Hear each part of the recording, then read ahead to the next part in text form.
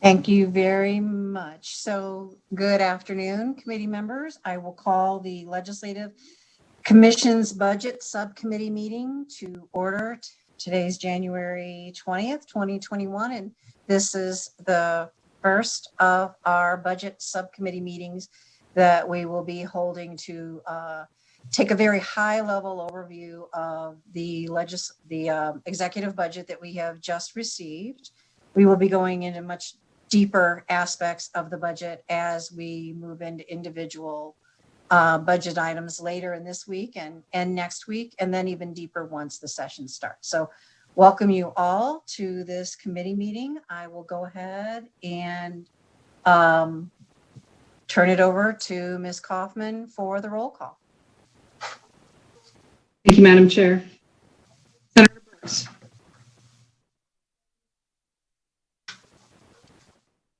Senator Brooks. Senator Cannizzaro. Here.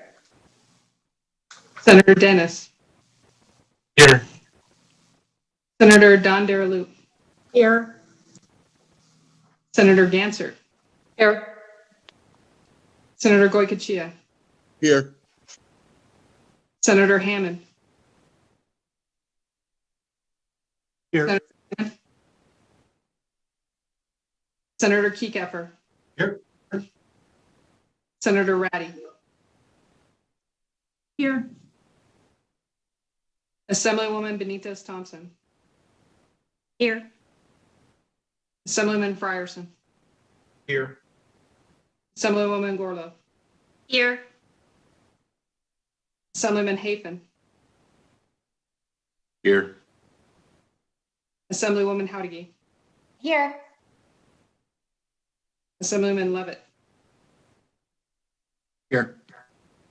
Assemblywoman Miller. Here. Assemblywoman Monroe Moreno. Here. Assemblywoman Peters. Here. Assemblywoman Titus.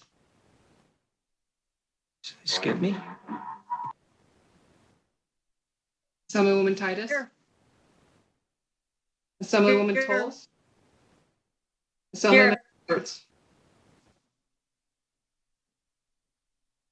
Assemblyman Roberts. Here. Assemblyman Watts. Here. Chair Carlton. Here. Senator Brooks. Here. Madam Chair, all 23 members are present. Thank you very much, Ms. Kaufman. We appreciate that. And we'll just open up with a couple of comments, and then we will go to public comment period, very brief public comment period this morning before we start. So welcome everyone to the next round of the work that we need to do, especially to all the new members. Just want to let you know that we're glad that you're here and willing to serve on this committee, and we look forward to working with you. And if anything ever comes up and you have any questions, please don't hesitate to ask. My door is always open.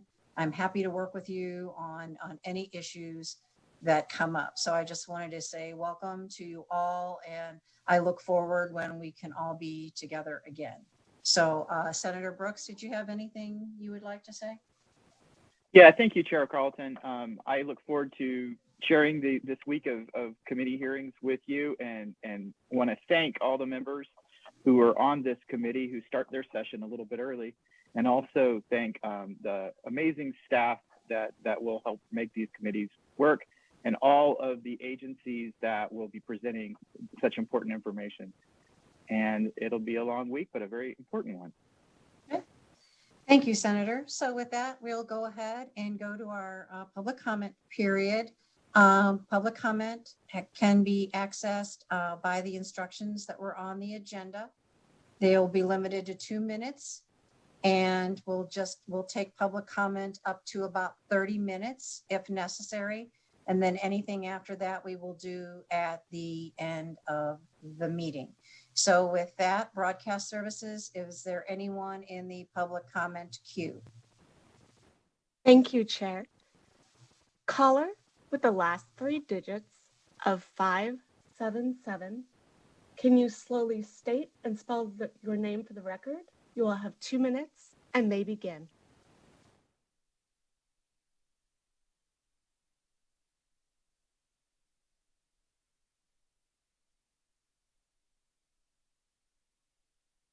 Caller with the last 3 digits of 577, please slowly state and spell your name for the record. You'll have 2 minutes and may begin.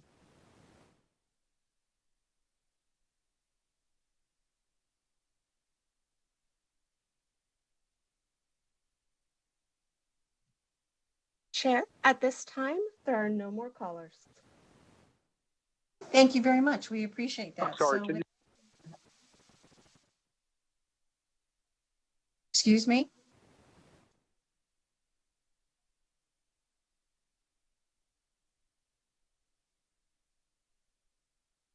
Did we have someone? We do, Chair. 1 moment. I'm getting them to Okay. unmute.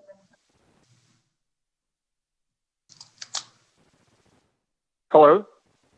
We can hear you now. Sorry about that. Go All ahead. right, thank you. My apologies for the technical difficulties. Chris Bailey, Nevada State Education Association, voice of Nevada educators for over 100 years. While there was good news reflected in the governor's proposed budget, Nevada is in desperate need of new state revenue. After sustaining difficult cuts last summer, K-12 education is threatened with another hit, a $50 million cut in state general fund, alongside hundreds of millions of dollars in increased costs over the biennium. NSEA remains concerned with the implementation of the new school funding plan in this period. With no active voice on the Commission on School Funding, educator opportunity to get concerns adequately addressed has been limited. After more than a year of meeting, the Funding Commission has yet to recommend the required revenue plan to achieve optimal funding. With severe impacts of the COVID-19 pandemic, NSEA believes the delay in the implementation of SB 543 is the only responsible course of action, as it will provide additional time to stabilize the economy and develop a revenue plan to achieve optimal education funding. While we are pleased Governor Sisolak recommended a phased implementation of the new plan, much more needs to be done. Faced with cuts to education and corresponding educator morale and retention problems, new revenue is desperately needed. Emergency assistance from the federal government will certainly help, but Nevada needs new ongoing state revenue. NSEA believes AJR 1, the mining tax proposal that would generate $485 million in new revenue, is a good start. While only a part of what is needed for our educators and students, it is an essential component of any funding plan moving forward.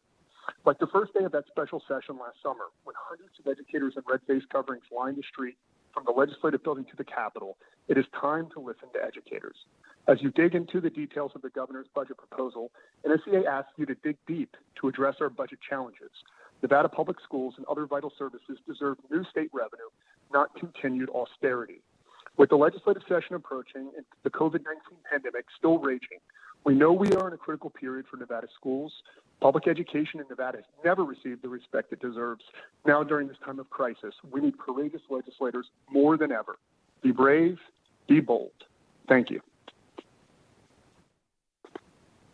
Are there any other public comment this afternoon at this time? Chair, at this time, there are no more public comment. Thank you very much. So with that, committee members, we can go ahead and move forward with our first agenda item, which will be the executive budget overview.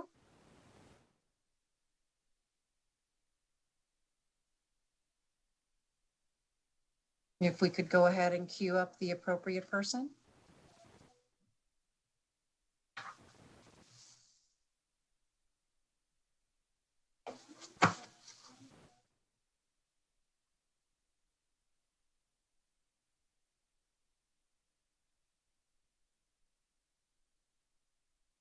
Director Brown, I believe we have you, but we cannot hear you.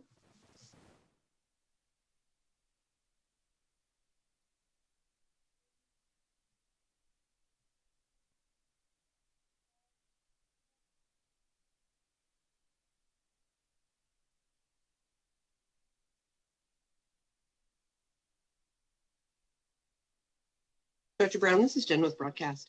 If you look in the lower left of your screen on your Zoom window, see the microphone there? You'll click up that little menu. There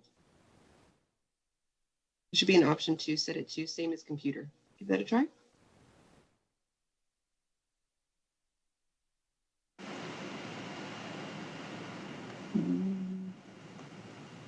Can you Sounds hear? like yes, ma'am. Okay.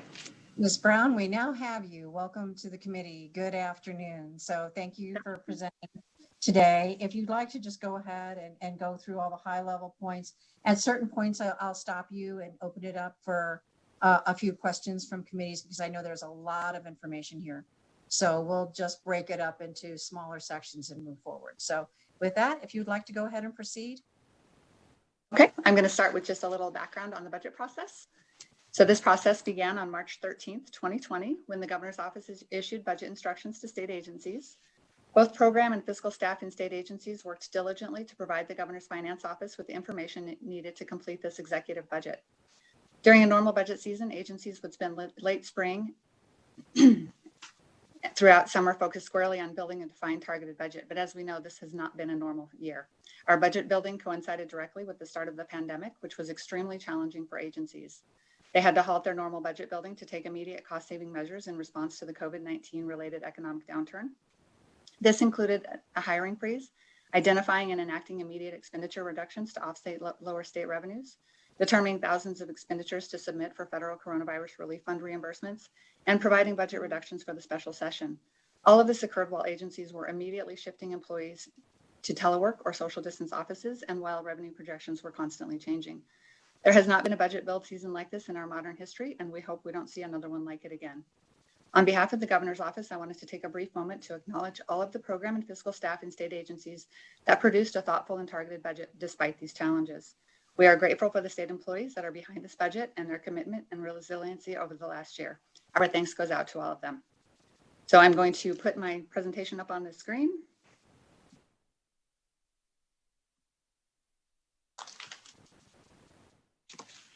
And I will start with the overview.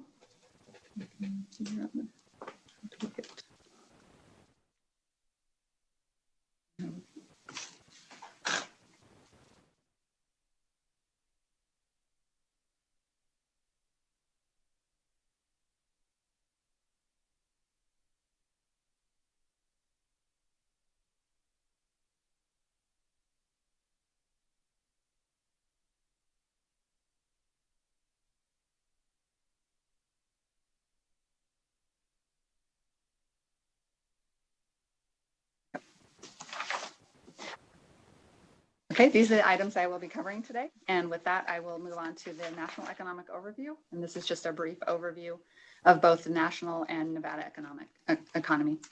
Starting with the national, the U.S. economy was in its longest expansion on record before ending abruptly last spring when the economy plunged into a recession that was triggered by the COVID-19 pandemic. Prior to the pandemic, the national unemployment was at its lowest rate in 5 decades. The efforts to slow the spread of COVID-19 forced millions of people out of work, which pushed the unemployment rate up to almost 15%.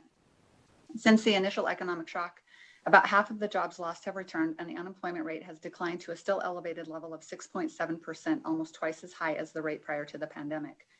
Individuals have seen an increase in their personal income, mostly due to federal stimulus money and other government transfer payments that have offset loss of income brought on by layoffs and other business disruptions.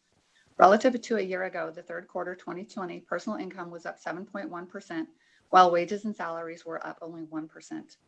The Federal Reserve has kept the financial system liquid and the credit market operating and has pledged to keep the monetary policy supportive of growth until the economy has weathered the storm caused by the pandemic. The housing market has performed better than the broader economy despite the pandemic. The housing sector has benefited from high-wage remote workers, favorable demographics, and record low mortgage rates. Low supply of housing coupled with higher demand has led to continued home price appreciation in many markets. Next slide. The Nevada economy. 1 year ago, Nevada's economy was on a strong footing, but that abruptly changed when the coronavirus caused a global health crisis and shut down much of the economy. Nevada is one of the hardest hit states by the pandemic, largely due to the sizable role tourism and hospitality industries play in our economy. The gaming industry is one of the hardest hit sectors of the COVID-19 outbreak. Nevada's labor market was on stable footing before the pandemic hit. Several years of employment gains had pushed the statewide unemployment rate to record lows. In November, employment was below its February level by 108,500 jobs, and the unemployment rate was at 10.1%, nearly 3 times its pre-pandemic level in February. Visitation to Las Vegas is down to about half of its normal level. Many hotel towers are closed during the midweek and amid the absence of convention and trade show business. And some properties have announced total closures during the midweek, at least through the slowest winter months. In the third quarter of 2020, personal income was up 7% relative to a year earlier. This is on par with the nation. However, the cost of the pandemic-induced recession has been disproportionately borne by lower income households as they have experienced a bigger share of job and wage losses than those in higher income brackets. Lower wage workers who are in the customer-facing industries make up the bulk of the unemployed in Nevada. Based on the latest report, wage and salary disbursements are down 6.8% relative to a year ago, one of the deepest declines in the country. For the past several years, Nevada has experienced one of the most favorable population trends in the nation. The latest estimates for 2020 show population growth at 1.5%. This is the third fastest rate in the nation, according to the Census Bureau. The housing market in Nevada has set new records for median home price for existing homes, defying the logic of the economic crisis, but it comes down to tight housing supply and low mortgage rates. Residential permits have been steady, but not increasing at a pace fast enough to increase the housing supply significantly, and low interest rates have given buyers more buying power. Tight supply and low cost of borrowing will keep an upward pressure on home prices. Many homeowners have increased in equity in their homes, providing stability for the housing market, a stark contrast with the previous recession in which the housing market was the hardest hit sector. The economic impacts of COVID-19 are still unfolding, and there are many uncertainties with what this new year will bring. However, the vaccine is here, and it creates optimism that the pandemic may start to subside mid-year and assist in the transition to a new post-pandemic life. Next slide.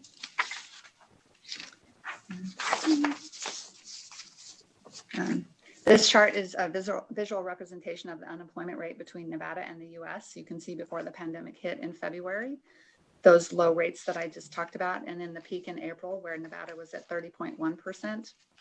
And the nation was at 14.8%, and then where we are at the latest available, which is November rates of 10.1 and 6.7%.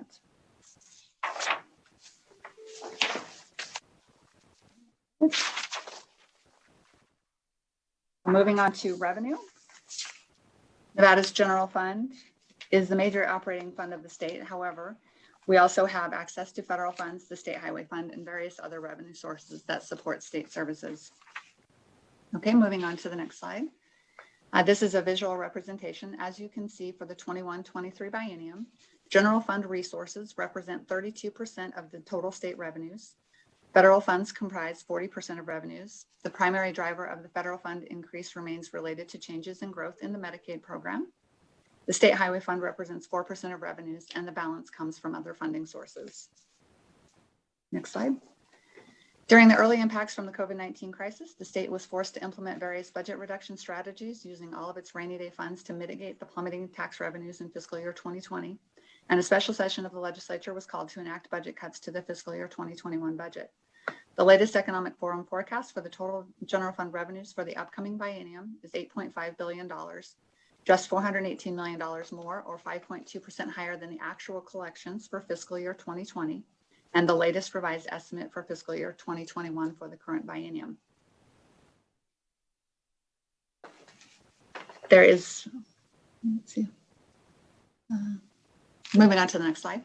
Sorry, go back to that.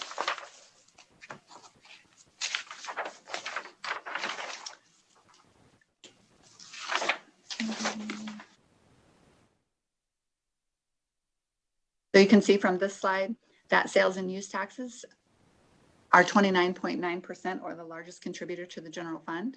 When you take sales and use taxes, gaming taxes, modified business tax, and insurance taxes together, those equal about 75% of the general fund revenues. Moving on to the next slide. This slide shows from 2006 to current the forecast of general fund revenues and the Nevada population. As you can see, the Nevada population increases while the general fund revenues tend to fluctuate. Nevada is challenged to deal with the continued population growth as it will increase demand for government services. By the end of next biennium, the state demographer projects that Nevada's population will reach 3.3 million. Okay, next slide. This slide shows the actual fiscal year 20 ending general fund balance and the current projections used in the governor's recommended budget for fiscal year 2021, including supplemental appropriation requests. Due to stronger revenues than projected, fewer tax credit redemptions, actions taken to reduce the general fund, and higher reversions, fiscal year 2020 ended with a balance of $574.2 million, or a little over 12.6% of general fund expenditures. This ending fund balance triggered a transfer to the rainy day fund based on 40% of the amount over 7% of general fund expenditures, and the transfer was made earlier this month. That transfer was about $97.5 million. There are 6 supplemental appropriation requests included in the budget, totaling $342.3 million, the largest of which is the distributive school account at $331.7 million. This supplemental appropriation funds a revenue shortfall of local and state guaranteed revenues for both fiscal years 20 and 21. The next largest is the Department of Conservation and Natural Resources Forestry Fire Suppression account at $10 million, followed by the Department of Corrections at $500,000. Moving on. And then I will discuss one shots in a little more detail later, but this includes technology investment requests, equipment, and other items. This slide shows the governor's recommended general fund budget for fiscal years 22 and 23, including projected transfers to the rainy day fund using 1% of projected revenue calculations for both fiscal years. The unappropriated balance at the end of the biennium is projected to be $247.7 million, or 5.67%, which is over the minimum required ending fund balance of 5%. Moving on to the rainy day fund. The rainy day fund includes the actual transfer of $97,545,079 that occurred in fiscal year 21 based on the fiscal year 20 ending fund balance. And it also includes and that is due to the statutory requirement to transfer 40% of the amount in excess of 7% of expenditures. This $97.5 million is proposed to be transferred to the general fund in fiscal year 22 to fund expenses. The rainy day fund balance also includes a transfer based on 1% of the Economic Forum projected revenues in the amount of $41,161,569 and $43,922,670 in fiscal years 22 and 23, respectively. Did I say it wrong? I'm sorry, that was for fiscal year 22. It's $41,161,869 in fiscal 22.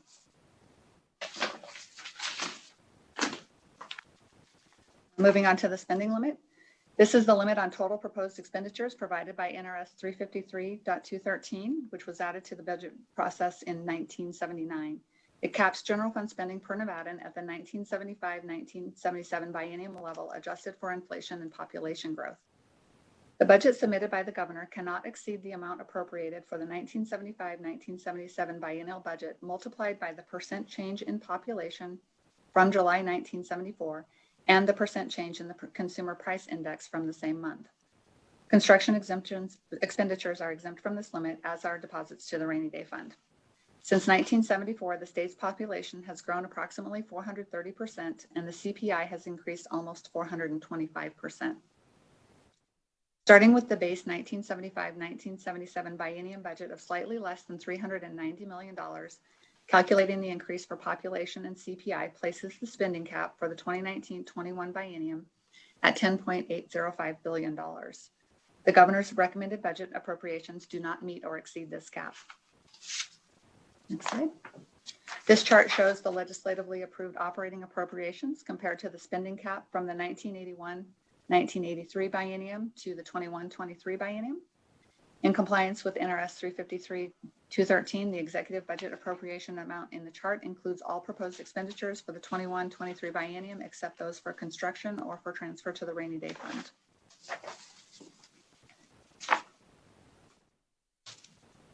It is important to point out that this slide and the next several include only the operating portion of the budget and do not include one-shot appropriations. This slide represents total spending by function. So when all sources of revenue, this includes the general fund, federal fund, fees, and other funds are considered, Health and Human Services consumes the largest share of state spending at almost 50%, followed by education, which includes K-12 and higher education, at 22.4%. All other functions consume less than 10% each, with infrastructure at 7.2%, Special purpose agencies, this includes the Public Employee Benefits Program at 5.9% and Public Safety at 5.1%. All others combined are 9.7%. I would also note that on this slide under Health and Human Services, this is the function of Health and Human Services, and that includes DETR. Moving on to the next slide. This is the total spending by department. And this shows the top 10 departments when all sources of revenue are considered. The Department of Health and Human Services accounts for over 48% of all proposed state expenditures, followed by K-12. This includes the Department of Education and Higher Education at 15.6% and 6.5% respectively. The Department of Transportation is fourth, followed by the Public Employee Benefits Program. And the Treasurer's Office, which is sixth, includes the Bond Interest and Redemption Fund, as well as college savings programs. On a side note, the system of higher education does not include the system's self-supporting budgets, as these budgets are not included in the state's budget system. This shows general fund only. Again, these numbers only represent the operating budget and do not include one-shot appropriations, and this is general fund by function. So when only general fund sources of revenue are considered, education, this is combining K-12 and higher education, consumes the largest share of state spending at 46.5%, followed by Health and Human Services at 37.6%, and public safety, primarily corrections, at 9.2%. All other functions combined consume less than 6.7% of the general fund. Moving on to the general fund by department. When you look at the department level, Health and Human Services accounts for the largest share of recommended general fund expenditures for the upcoming biennium at about 37.4% of the total, followed by K-12 education at 31.8% of all proposed general fund expenditures. The only other department with a double-digit percentage share of proposed general fund spending is the Nevada System of Higher Education at 14.7%. The Department of Corrections follows at 7.7%, while all other departments combined account for 8.4% of general fund spending. Moving on to position changes. The governor's recommended budget includes a net addition of 351.22 full-time equivalent positions over the biennium, which equates to just over a 1.75% increase. The net increase includes approximately 282 positions in Health and Human Services, which are largely related to caseload increases. While it's not shown on this slide, there are positions that are proposed for elimination for various reasons in this budget account, or in this executive budget. Next slide. Moving on to K-12 education. The budget includes the phased implementation of Senate Bill 543 from the 2019 session, which established the framework for a pupil-centered funding plan. This phased approach includes transition to a new pupil-centered funding model to allocate funds for K-12 education. As part of this transition, state funding that is currently distributed through the Nevada Plan, along with state-funded categorical grants, will be distributed through this new model. This is the first step in implementing the pupil-based funding formula. So categorical funding, some of that will be rolled into the per pupil amounts, while other programs such as the new Nevada Plan, Zoom, and Victory, these programs will be transitioned to the new pupil-centered funding plan as weighted funding for eligible students. And funding for the new Nevada Plan, Zoom, and Victory, these programs were cut during the 31st special session, and funding for those programs has been restored to the fiscal year 21 levels prior to the cuts. Next slide. So the DSA, or the distributive school account, as part of the transition to the pupil-centered funding plan, this was prepared in accordance with the current law. So it includes funding for 2% step and column adjustments, funding for PERS increases and medical rate increases, as well as projected enrollment growth. And then the DSA, once all of that was built, it was transferred into the new pupil-centered funding plan account. Moving on to pre-K. Funding for these programs, career and technical education and preschool development programs, were reduced in fiscal year 21 through the special session as a result of budget reductions. Funding for these programs has been restored to those pre-cut levels. These two programs are outside of the pupil-centered funding plan. Moving on to the Nevada System of Higher Education. Funding caseload or enrollment growth via the weighted student Ms. credit Brown? hour formula. Ms. Sorry? Brown, if Yes. I could stop you right here, because I know there's going to be questions about K-12. So, Okay. well, you've given us a lot of information in about the last 20 minutes. So if I'd like to go ahead and open it up to committee members, if they have any high-level questions on the original of the general numbers, the pie charts, if you have any questions along that. And then any general questions along the K-12 pre-K, because I know that's of interest. We can go ahead and address those now. We don't need to drill down deep. We are going to be discussing these budgets again later this week on Friday. But if there's any general questions, I'd like to open it up to committee members now for that.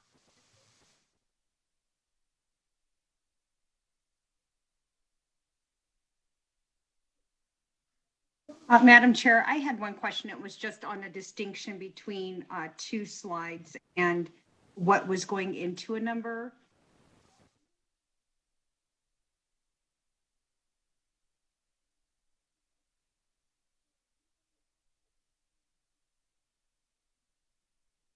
Ms. Benitez Thompson, we cannot hear you. Sorry. Thank you. The difference was just, the difference between slide, I want to say it's 16. Yeah, 16 and 18. So the function versus total spending by function versus total spending by department. So I guess the differences here then, are you including just programs into one and then programs and salary into the other? So slide 16, Susan Brown for the record, slide 16, the total spending by function. The budget accounts are, the funding for each budget account is put into a functional area. So for example, on slide 16, Health and Human Services actually includes the Department of Employment, Training and Rehabilitation, and Education. Yeah. So I should clarify. So that includes like all 7 departments housed under Health and Human Services. But then when you come down and you say on slide 18, general fund by function. So then it would, 16 and 18 specifically, I guess I wasn't understanding then how, what changed in the formula that would make, that flip-flops Education and Health and Human Services. Okay, so what changes here is the slide 16 has all funding sources. That includes general fund, federal fund, fees, and other funds that are received by functional area. And then slide 18 is just the general fund for those same functions. Okay, thank you. Mm-hmm. Any other questions from other committee members? Go ahead and speak up. Madam Chair, I have a question. Go ahead, please. Thank you.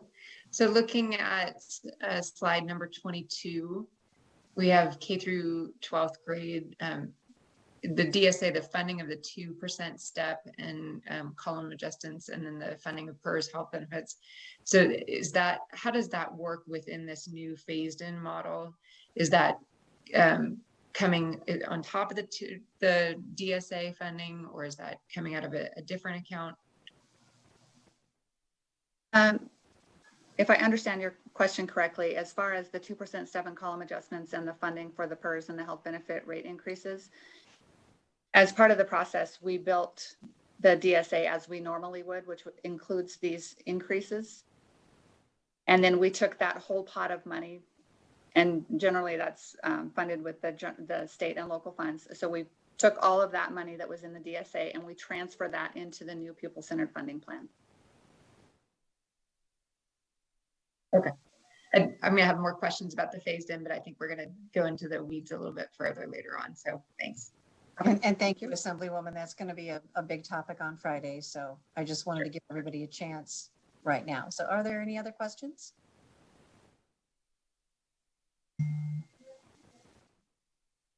Madam Chair, I have a Senator. real brief question. This is around the spending limit history and our statutory limitation.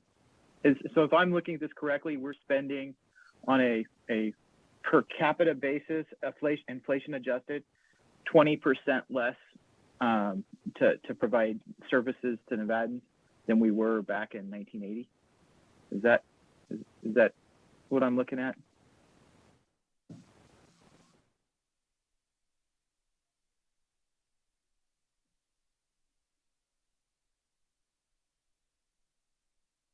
I am verifying the answer to that question right now.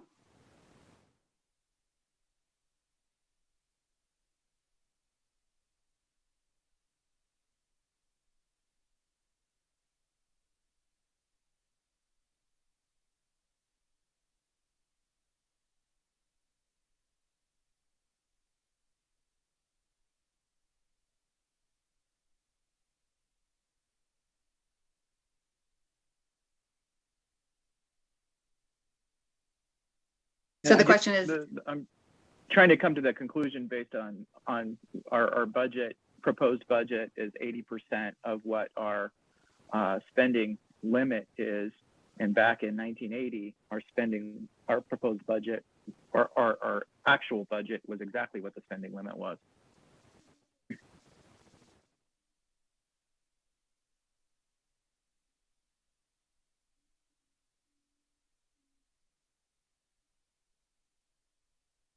so that is, the spending limit is calculated based on the 1974 CPI and population change, 1974 to current.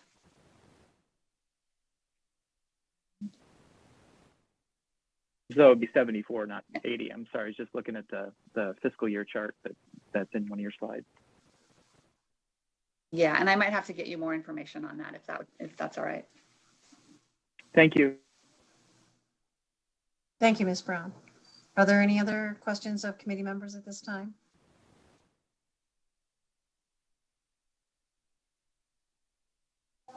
Well, seeing none, hearing none, Ms. Brown, if you'd like to go ahead and proceed, and I believe we were at NSHE. Thank you.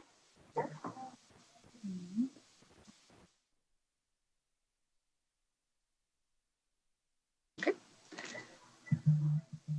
So back to NSHE. Funding caseload or enrollment growth via the weighted student credit hour formula adds $48 million over the biennium. And then for capacity building projects, this adds $11.2 million in fiscal year 22 and $11.3 million in fiscal year 23. And this is to increase capacity in areas such as nursing and health services, science, technology, engineering, and math, and autonomous mobility at 5 teaching institutions and the Desert Research Institute. The funding that you see here for the capacity building does not include programs at UNLV or UNR. Moving on to the next slide.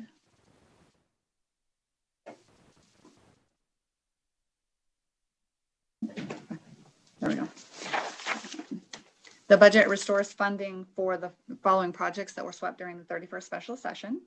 There is funding included in the budget, and this is in the CIPs, $73.6 million for the Engineering Academic and Research Building at the University of Nevada, Las Vegas, $6.3 million for the Welding Lab addition and renovation at Great Basin College, and $1.5 million for renovation of the Marlette Lake Lecture Hall at Western Nevada College. Moving on to state employees. The Public Employee Benefits Program will be expanding health coverage options the program offers to state employees and retirees through the introduction of a new low deductible plan. This option provides a middle tier alternative that is not subject to the high out-of-pocket expenses of a high deductible plan or the higher premiums of an HMO EPO plan. The addition of this plan will ensure members have access to options that fit their unique healthcare needs. There is also a new statewide network offering expanded hospital and provider coverage at a lower overall cost. In addition to this increased choice, premiums are expected to remain stable for the upcoming plan year. I would also note that furloughs are not contemplated for state employees in the upcoming budget. Moving on to Health and Human Services. Ms. Brown, if we could stop for a moment, because Health and Human Services is huge, so I just want to open it up in case anyone had any questions on the NG side or on the state employee information that was just presented.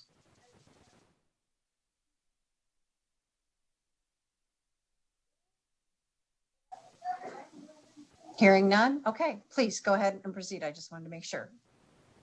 Thank you. Moving on to Health and Human Services. At the department level,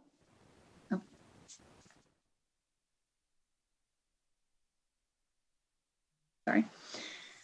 The Office of Data Analytics is being created to support department-wide standardization and leverage resources across the department. And then along those lines, to leverage and maximize resources, the Office of Consumer Health Assistance and the 211 program are being transferred to the Division of Aging and Disability Services. Moving on to Medicaid, the numbers on this slide represent the main Medicaid budget account.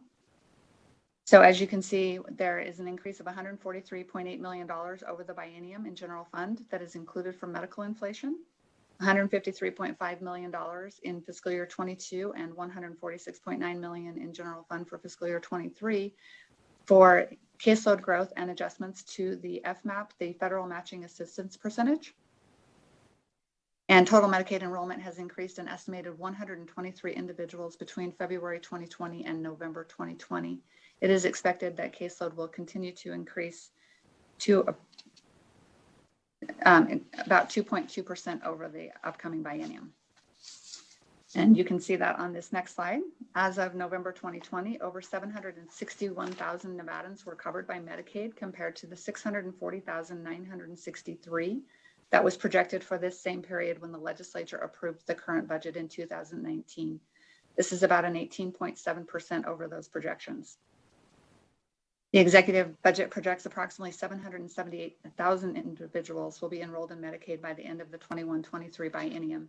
This is an increase of approximately 2% over the current population. This slide shows the historical general fund, federal fund, county, and other funding for Medicaid.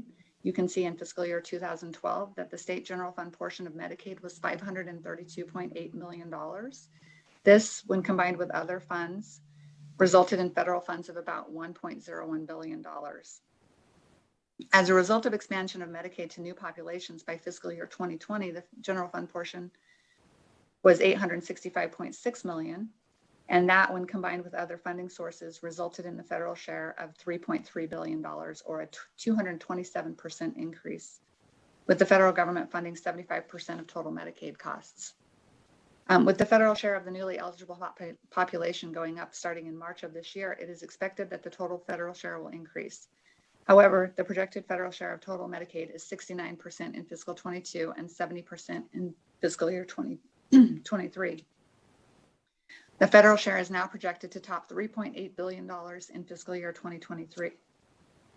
Based on general funds of $2 billion over the biennium, county funds of $63 million, and funds treated like general funds of $539.7 million, it is projected that the federal government will provide over $7.4 billion towards the state Medicaid program over this next biennium.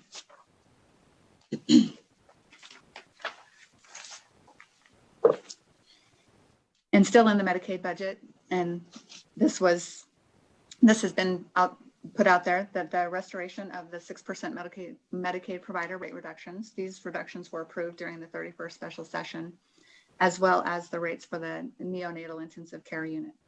This would also restore those rates to the previously approved amounts. And then moving on to aging and disability services. Increased funding for caseload to serve children with disabilities, individuals with intellectual disabilities, adults with physical disabilities, seniors, and home and community-based providers is about $30.9 million in general fund for caseload growth. And then an additional $3.1 million in general fund is added to reduce wait lists for autism treatment. Moving on to the Department of Public Safety, Parole, and Probation. This includes restoration of the Going Home Prepared program. This program assists inmates with residence planning and other supports or resources to bridge the financial gap often experienced in the early stages of release or early stage of release. Implementation of a modified supervision model for low-risk offenders for daily administrative supervision provided by parole and probation specialists, and DPS officers providing supervision related to enforcement and compliance issues. This proposal results in cost savings to the department. Moving on to other items, there is a request for 10 additional positions in the Cannabis Compliance Board to support this expanding industry. And then the addition of $2.5 million, bringing the total of $5 million for the Knowledge Fund within the Office of Economic Development. The Knowledge Fund supports research and innovation that translates to new technologies, new companies, and further diversification of our economy. And then finally on this page, the Department of Conservation and Natural Resources, Division of Nevada Natural Heritage. During the 2019 legislative session, Senate Bill 254 was passed requiring policies be created to achieve reduction in greenhouse gas emissions. To meet this goal, the agency seeks to contract with qualified scientists to address significant data gaps and develop a method to estimate carbon sequestration in Nevada's natural lands and wetlands. Moving on to other projects. Special appropriations, there's $83.5 million over the biennium. As Governor Sisolak discussed in the State of the State, there's $50 million to provide assistance for eligible businesses, nonprofit, and other entities impacted by the COVID-19 pandemic. Nevada businesses have sacrificed greatly during the pandemic-related shutdowns and restrictions, and the governor's executive budget adds much-needed immediate assistance for Nevada small businesses impacted by the pandemic. Additionally, healthcare resources continue to be greatly needed in Nevada, and this budget provides $25 million for construction costs for a medical school at UNLV to fulfill the state's commitment to build a state-of-the-art facility to educate and train a much-needed medical workforce. Moving on to capital improvement projects, which you will be hearing more about later this afternoon. The proposed CIPs are $415.9 million. This includes 13 construction projects, 55 maintenance projects, 6 planning projects, 10 statewide projects, including the new statewide infrastructure and economic development program, and 7 economic development projects. So again, you can see we have the UNLV engineering building here, which was mentioned earlier, the Great Basin College welding lab, and then an investment of $44.6 million for the Nevada Army National Guard for an addition at the Washoe County Training Center, $9.3 million for construction of a fleet services building in Southern Nevada, and $13.9 million for rehabilitation of the Hobart Reservoir Dam at Marlette Lake Water System. Now we're moving into some of the one-shots that we talked about earlier. The governor's budget includes a significant investment in state information technology systems. Many of the state systems were implemented in the late 1990s and early 2000s and are reaching the end of their useful life. Technology investment request items include the continuation of the Alpha Migration Project system replacement at the Gaming Control Board, the continuation of the redesign of the technology systems for the Department of Motor Vehicles, Phase 3 of the statewide replacement of the state's financial and human resource systems, $18.6 million over the biennium for the continued modernization of the Nevada Criminal Justice Information System in the Department of Public Safety, and $17.4 million in general fund for the continuation of the Nevada Kids or Child Support Enforcement, Child Support Enforcement System within the Division of Welfare and Support Services. Other one-shot items include $10.7 million of highway fund for replacement of vehicles and motorcycles for the Nevada Highway Patrol. And then statewide, there's about $4.6 million over the biennium for deferred maintenance and maintenance projects in various budget accounts for agency managed facilities. These are projects in agency owned buildings that do not meet CIP thresholds. And then other one-shot items, there's $44 million over the biennium to fund the Governor Gwynn Millennium Scholarship, and $7.3 million over the biennium for the Promise Scholarship, which is a last dollar scholarship program at the community colleges. And finally, statewide decision units. These include the PERS rate increase that I talked about earlier. And then as a result of passage of Senate Bill 135 of the 2019 session that allowed for collective bargaining for state employees, a new labor relations assessment is established to fund the cost of a labor relations unit within the Division of Human Resource Management. This new assessment will be applied to positions that are eligible for representation. And that concludes my presentation, and I would be happy to take questions. And then Thank you very much, Ms. Brown. That is a lot of information. And I know we've got multiple pages of documents that go over a lot of this, and we will be having a lot more conversations. I guess I need to go. I would like to go back to the CIPs for just a moment, if I could, and ask. When we went through that pretty quick. Can you tell me how much of this is maintenance versus actual projects? So I can tell you the maintenance number off the top of my head. It's about $176 million. And I can, if you can give me just 1 minute, I can get those other numbers for you. Oh, that's fine. Knowing what the maintenance numbers is very helpful for when we go through this budget. So thank you. I appreciate that. I can figure out the rest on my own. So with that, committee members, I'm sorry, Ms. Brown. I was just going to say, Mr. Patrick may have that breakdown for you when he does his presentation on the CIPs later this afternoon. Right. We can get more information then. I was just curious. All righty. Okay. So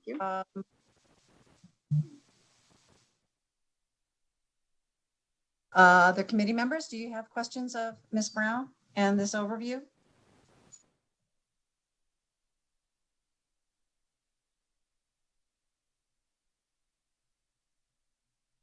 I'm not seeing anyone asked to be recognized at this time. So with that, thank you very much, Ms. Brown. We appreciate it. I believe we're good. Thank you. We'll be seeing a lot of you. Thank you. Look forward to working with you.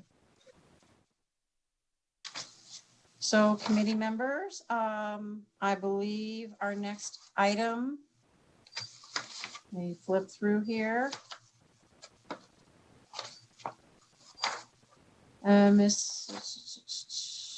All my graphs. And Ms. Kaufman, what do we have up next? Madam Chair, the next presenter is the Department of Administration. Okay. If we could go ahead and have them queued up, please. Thank you, Ms. Kaufman. Thank you, Madam Chair. For the record, my name is Laura Freed. I serve as the Director of the Department of Administration, and will now attempt to share my screen.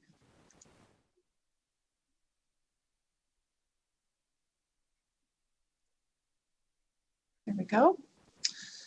So again, I'm Laura Freed, a Service Director of Administration, and it is my privilege to present the Governor's recommended operating budget for the upcoming biennium. This presentation is the operating budget, and will be followed by the Public Works Administrator Ward Patrick's discussion of the recommended capital improvement program. In this slide, you can see the leadership of the department for each respective division. There are 11 divisions within administration: enterprise IT services, purchasing, state library archives and public records, which includes mail services, risk management, deferred compensation, administrative services, which provides central fiscal and accounting services to administration as well as outside customers, human resource management, which provides personnel and labor relations services, hearings and appeals, fleet services, and finally, grant procurement, coordination, and management. I'm joined today by Admin Services Division Administrator Matthew Tuma, Chief Information Officer Alan Cunningham, and Public Works Division Administrator Ward Patrick. As the Joint Budget Subcommittee may know, the Governor's primary aim has been for departmental budgets to support a child and family-centered government. So as I go through this presentation, I will underline how this budget contributes to the strategic priority of government efficiency and innovation. Specifically, each enhancement is to contribute to one of these goals: recruiting, developing, and retaining a skilled workforce, investing in digital resources to maintain secure and reliable technology, investing in capital resources to maintain safe and functional buildings and grounds, and improving communication, transparency, and the efficiency and effectiveness of state government. The Department of Administration was mindful that our state fiscal situation required a fresh look at utilizing current resources in a better way, if possible.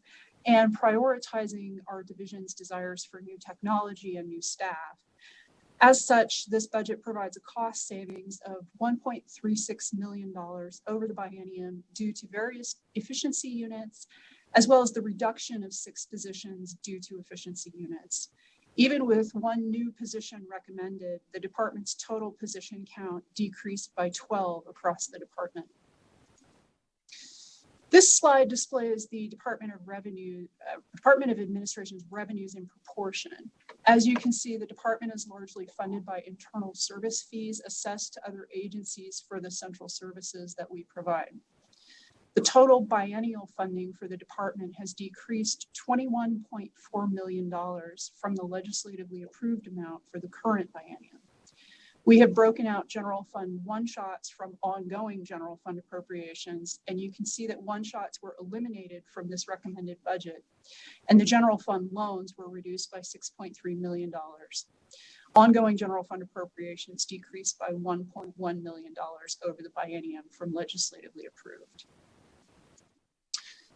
Slide 6 shows the department's recommended expenditures by division. And as you would expect, the divisions with the largest budgets are Enterprise IT Services and Public Works. However, risk management is the 3rd largest due to expenditures made on workers' compensation claims and property and vehicle damage claims. I also want to note in library archives, records, and mail that mail services represents about half of library and archives expenditures. So now I will move on to discussing material enhancement decision units for each division. In the director's office budget, there is just a reclassification of a vacant position from a management analyst 2 to an administrative assistant 3, commensurate with the duties of the position. This is the position that supports the Nevada Commission for Women, and it was previously supported by 100% general fund and would switch to 50% general fund and 50% director's office cost allocation. So that provides a savings of approximately $80,000 over the biennium. Next, I'll move to the enhancements recommended for enterprise IT services. These enhancements support the goal of improving and maintaining our digital resources. The first enhancement is a general fund loan to replace the Ectron content management system within the agency IT services budget account. This is a re-recommendation since this decision unit was previously approved by the 2019 legislature. It was removed during the budget reductions in FY20. The 2019 legislature had approved it as a general fund loan also, so the funding mechanism is the same as last session. EITS was pretty far down the road. It was ready to issue a notice of award on the RFP when it was removed from the special appropriations budget account last fiscal year. The second enhancement is a transfer of 7 positions from EITS to Smart 21 to have those positions move from support of legacy applications within our existing Advantage system to support of the new SAP system, which is expected to begin to roll out in March. Additionally, 3 vacant positions were eliminated due to expected efficiencies realized by implementation of the new ERP. Continuing with enterprise IT services and the theme of support for Smart 21, the next enhancement is introduction of multi-factor authentication almost enterprise-wide within the state's Office 365 environment. As we know, many state employees use Office 365 every day, and to add multi-factor authentication would improve O365 account management and security, making it harder for hackers to log in as if they were state employees. And as we roll out Smart 21 and increase our usage of other cloud-based applications, security becomes ever more important. Adding MFA is part of the Smart 21 project scope, and OPM staff, Office of Project Management, were consulted in the selection of the Microsoft Azure tool for multi-factor authentication. Also, remote work, which we have done a whole lot of this past year, would be more secure, and MFA reduces the need for VPN, virtual private network, usage when accessing web-based applications from home. Next is phase 3 of the Office 365 rollout, this time to DMV and corrections. This is a continuation of the legislatively approved implementation of Office 365 statewide, which began with approval of a pilot project by the 2015 legislature. This is the last phase of Office 365. I want to take a moment here to let the subcommittee know how integral Office 365 has been to support statewide productivity during this pandemic. You can see on the slide, we have provided some statistics on Teams use from before the pandemic in February 2020 as compared to the end of last year.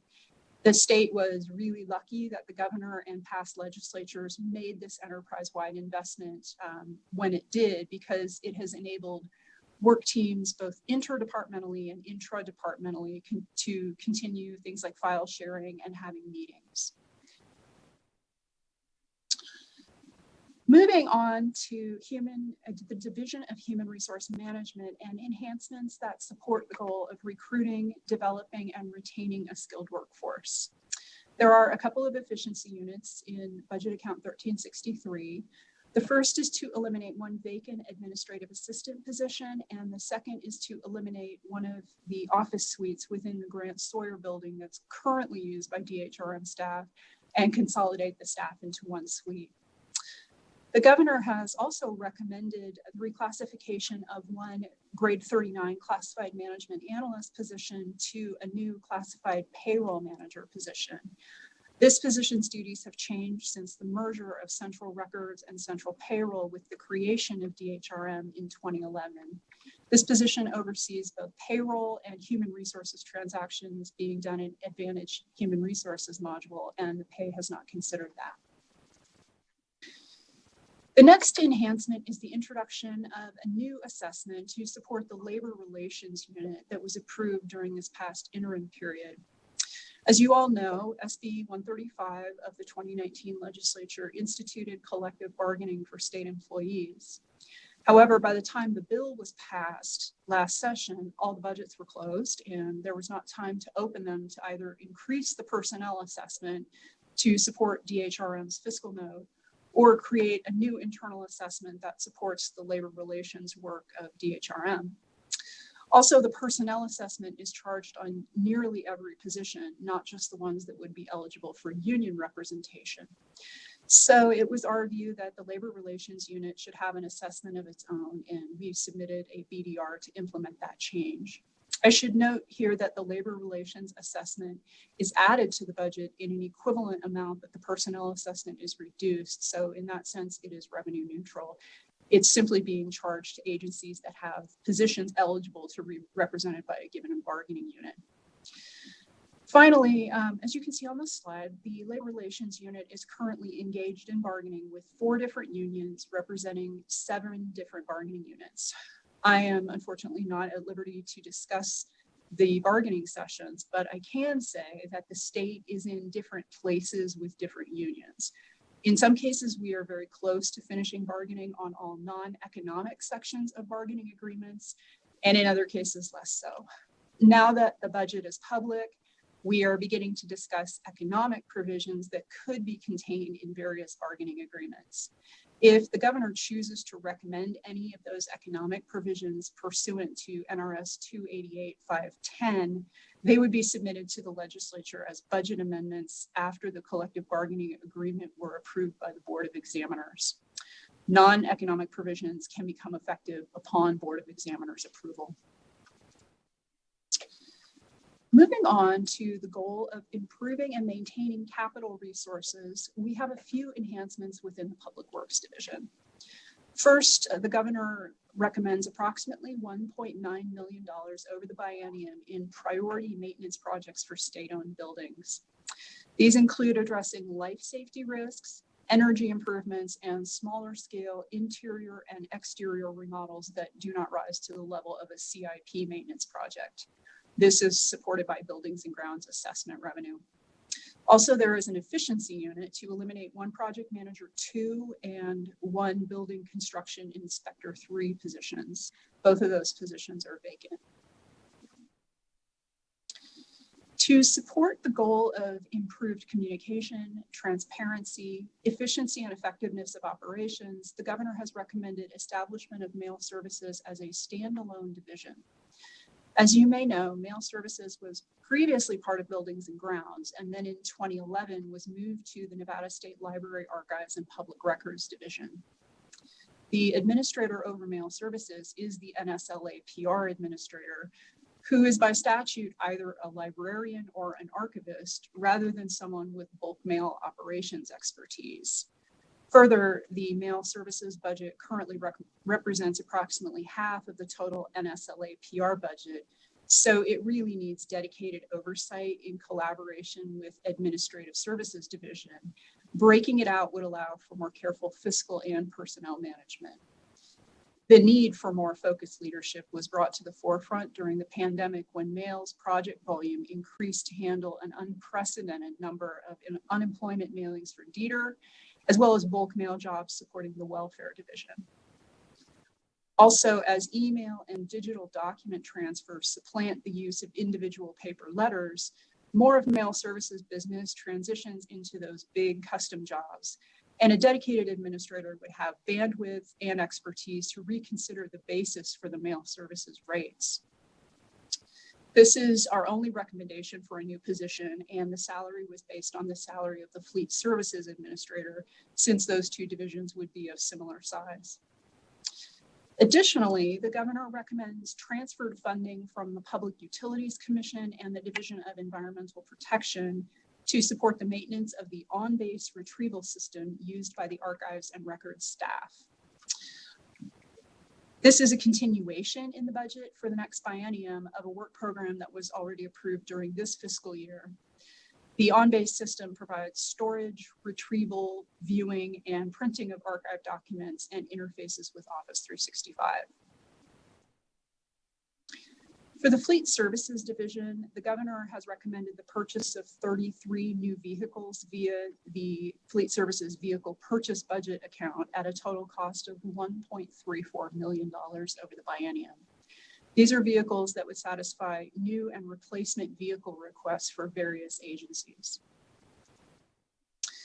There is a small efficiency enhancement within the purchasing division.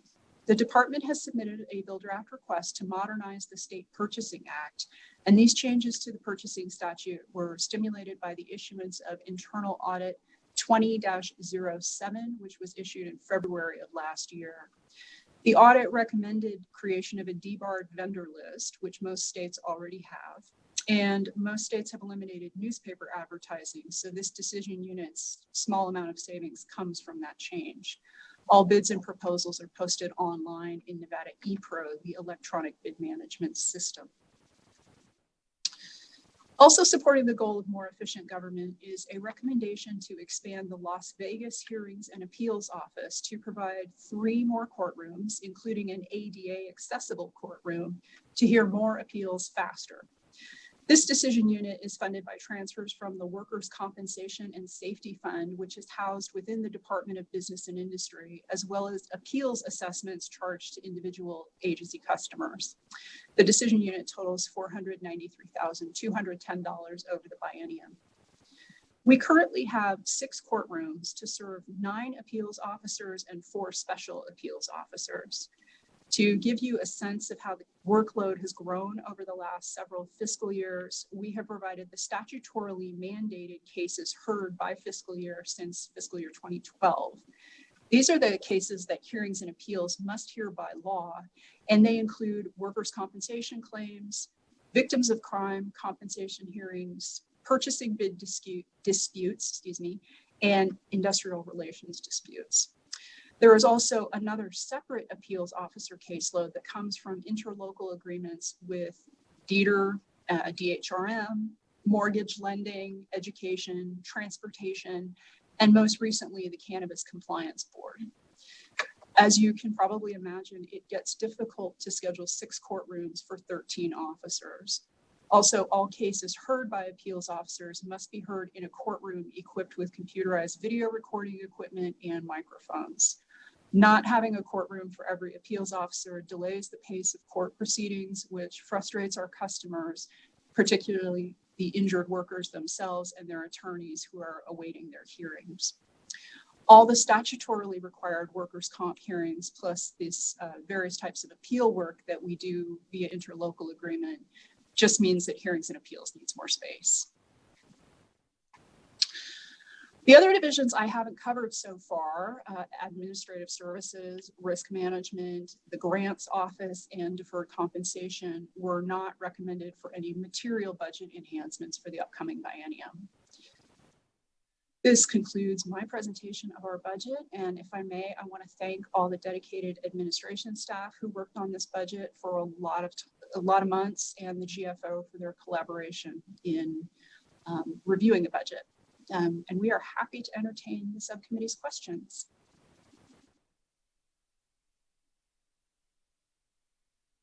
Thank you very much, Ms. Reed. If I could go back, there was a portion where we're taking the office space out of Grant Sawyer. I was trying to keep up with you, but you were pretty quick.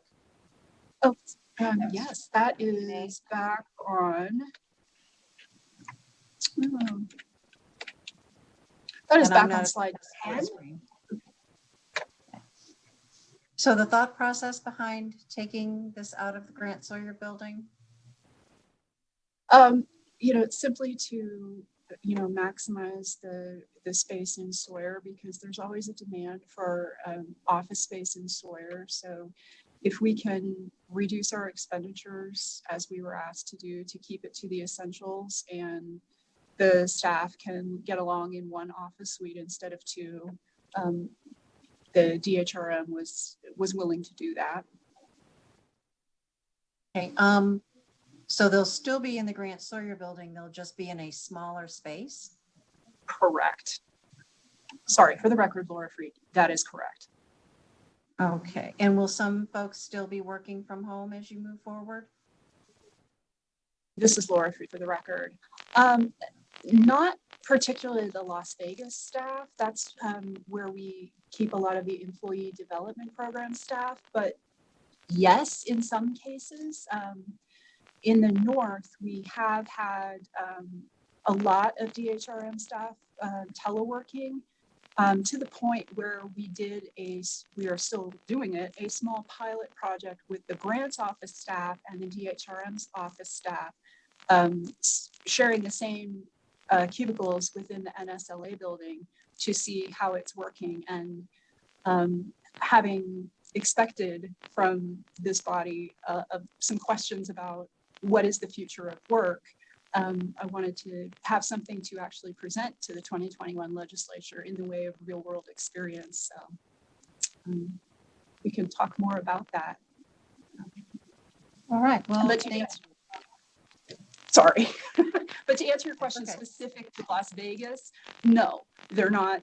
I mean, they're teleworking during the pandemic, but they will come back to the office.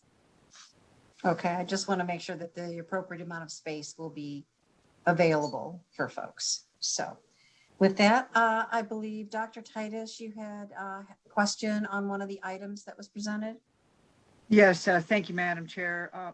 My question was regarding the appeals court and the need for more offices, more buildings. It's my understanding most of those are done via Zoom or via some sort of off-site at this point. Are those courts actually being held in person? This is Laura Freed for the record. Yes. Hearings before hearings officers are done telephonically due to the pandemic. Appeals cases, however, are done on video virtually. Yes. And that was a big lift for the hearings and appeals staff. When the pandemic struck last spring, they did shut down the office for a period of time while they worked to figure out, okay, how are we going to do this, and what would be the best video product to use this. I mean, a lot of us, as I said, talking about EITS, a lot of us use Teams, and Teams isn't great for court proceedings because you have to present exhibits, and the injured workers and other appellants were offered the chance to do a phone hearing with limited video, but a lot of it came from the attorneys wanting the judges to really see their clients in person. So not only is there a requirement to have these video recorded, but people want to be able to demonstrate physically by their physical presence that these folks really do need help. So in answer to your question, the short answer is yes, they have a video system up and they are recording appeals hearings. Thank you for that, because we're struggling with holding meaningful testimonies on a committee hearing, let alone when somebody's life and their future is on hold because they can't do a meaningful testimony. So I certainly understand. I have also a follow-up question, if I might, Madam Chair, regarding the Grant Sawyer building. Go ahead. So thank you. I'm concerned about the structural soundness and some of the stuff going on in the Grant Sawyer. I know it's closed, but you feel that it's safe to be open and folks can move back into that in a timely manner? We do. We do feel that the Grant Sawyer building is structurally sound. I would let Ward Patrick talk more about that if he wishes to, or he might be able to cover that as part of the CIP presentation, because there are a couple of CIPs related to Sawyer. Okay, great. Thank you, Madam Chair. You're welcome, Dr. Titus. Any other committee members at this time wishing to ask any questions? Yes, Madam Chair. Senator Kickefer, we've gotten a little bit of feedback from you. Sorry about that. I apologize. That's okay. Thank you, Ms. Freed. I was curious. It's been a couple of years since I read the statute about collective bargaining. What are the timeframes for wrapping up those negotiations so that you can send over budget amendments so that we can actually process them? And then, is there any opportunity for that to happen after session's over? What happens in that process? This is Laura Freed for the record. Thank you for the question. Yeah, NRS 288's timelines are not super clear and the subject of much discussion. So bargaining per the law began on or about November 1st.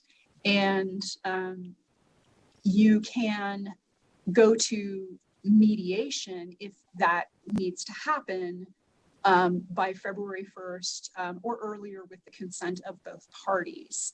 And then mediation, you get approximately 14 to 21 days. I think it's 14, but don't quote me on that. I need to have NRS 288 up on my screen here before you go to arbitration.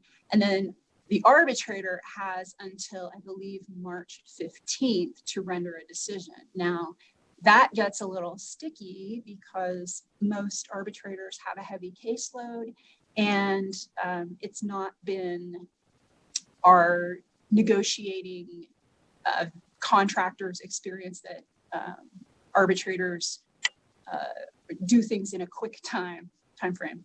I wish I could commit to something for you, especially knowing how differently the negotiations are proceeding with each group. But we are very mindful, I will say, of how the collective bargaining timeframe intersects with the budget review timeframe. So just to be clear, there's no mechanism for an approval to take place following the close of our budgets and approval by the legislature. It's still the legislature's authority to approve expenditures through this process. This is Laura Freed for the record. Yes and no. I mean, you're focusing, I think, on economic articles that might be in a collective bargaining agreement.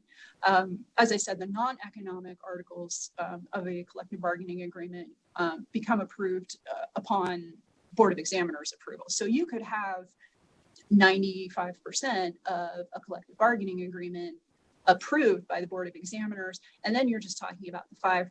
So if the legislature chooses to, if the governor chooses to recommend and the legislature chooses to approve X number of dollars for a certain thing, and then they adjourn sine die without doing that,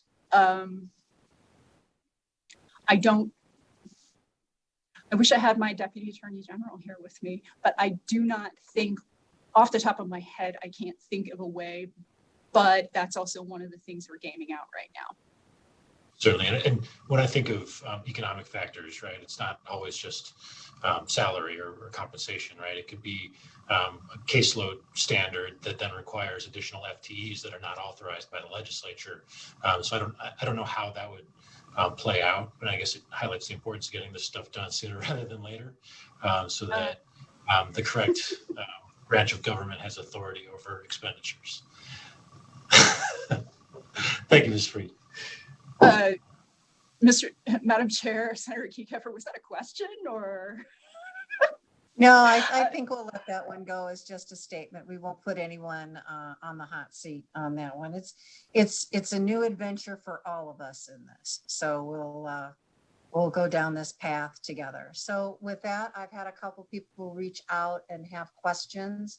I believe Assemblyman Roberts, you had a question? Yes, Madam Chair. Thank you very much. And on the same subject regarding the collective bargaining and the labor relations section, I was curious as to, I know you explained it, but you said it was neutral, cost neutral, and there were other positions that were being leveraged for that. Could you explain that one more time? And I apologize for missing it. This is Laura Freed for the record. Yes. The positions that are currently in the labor relations unit, there's a total of 7 right now, but we only have 4 of them filled because they're supported with the personnel assessment, which is a long-standing assessment that supports a number of positions within Division of Human Resource Management. And so we've had to, over this biennium, rely on reserved personnel assessment to support labor relations, but to keep the reserve at a manageable level and not get too low. We haven't filled all the positions. And then of course the pandemic happened and we had a hiring freeze. So this assessment that's recommended basically swaps out personnel for labor relations assessment. So in the main, a lot of the same agencies that pay it would continue to pay it, whether it's called personnel assessment or labor relations assessment. But just to give you an example, position or agencies that have lots of unclassified positions that will never qualify for bargaining under current law anyway, would not pay this assessment. So in that way, it's just a revenue swap, and it allows us to track the sort of cost per employee for us to provide the central service of facilitating collective bargaining. Thank you. And thank you, Madam Chair. You're welcome, Assemblyman. I have Senator Hammond next. Thank you, Madam Chair. A quick question, and I'm probably the only one who has this. I just don't know this as well as others. I'm looking at your number 4, slide 4. And it kind of sets up the rest of the slide presentation. You had mentioned that there was efficiencies and the amount of money that was saved through these efficiencies. Then you talked about the FTEs that were eliminated. I don't know if there's a distinction between efficiencies and other general efficiencies. Sometimes you become more efficient and you eliminate positions, and along with that is salary, whatever. Salary and benefits that come along with it. Is there an amount? Is there a distinction? Is there an amount of money that you've saved because of efficiencies that aren't tied necessarily to FTEs? Or is this one? Is that 1,362,000? Is that reflective of all the savings, both efficiencies that you found through the process, and also through a process and elimination of positions? This is Laura Freed for the record. That is the total of all of the efficiencies across all administration budget accounts. So those that involve personnel and those that don't. So an example, as you were asking for an example of like a non-personnel efficiency, it would be the $7,000 odd per year that was eliminated from the purchasing budget for the cost of newspaper advertising, since we don't need to do that anymore. And people don't read newspapers to find public bids anyway. It's something like that. Yeah, do you have that distinction somewhere else, somewhere in this report or somewhere else that you, so I know the difference between the elimination of positions and just regular efficiency? This is Laura Freed. No, but I would be happy to get you that breakout. That wouldn't take long at all. Great. And just one quick follow-up, if you don't mind, Madam Chair. The 12 FTEs that you're eliminating, I think you go through the rest of the report describes those 12, correct? Okay. Yes, I do. Sure. Okay. Okay. Thank you very much. Appreciate it. Senator, so with that, we'll go to Senator Ganser. Thank you. First, I want to give you kudos for moving to multi-factor authentication. That's really important for cybersecurity, so I appreciate you doing that. I had a question about the collective bargaining. Are the contracts typically 2 years? Are they set in statute, or can they be for greater than 2 years or less than 2 years? Is there sort of a cycle? I know we're just starting this. Is there a period that we expect to have as far as duration for contracts, and is there a maximum duration for contracts? This is Laura Freed for the record. Yes, per NRS 288, they begin on every new biennium, and they only go for 2 years.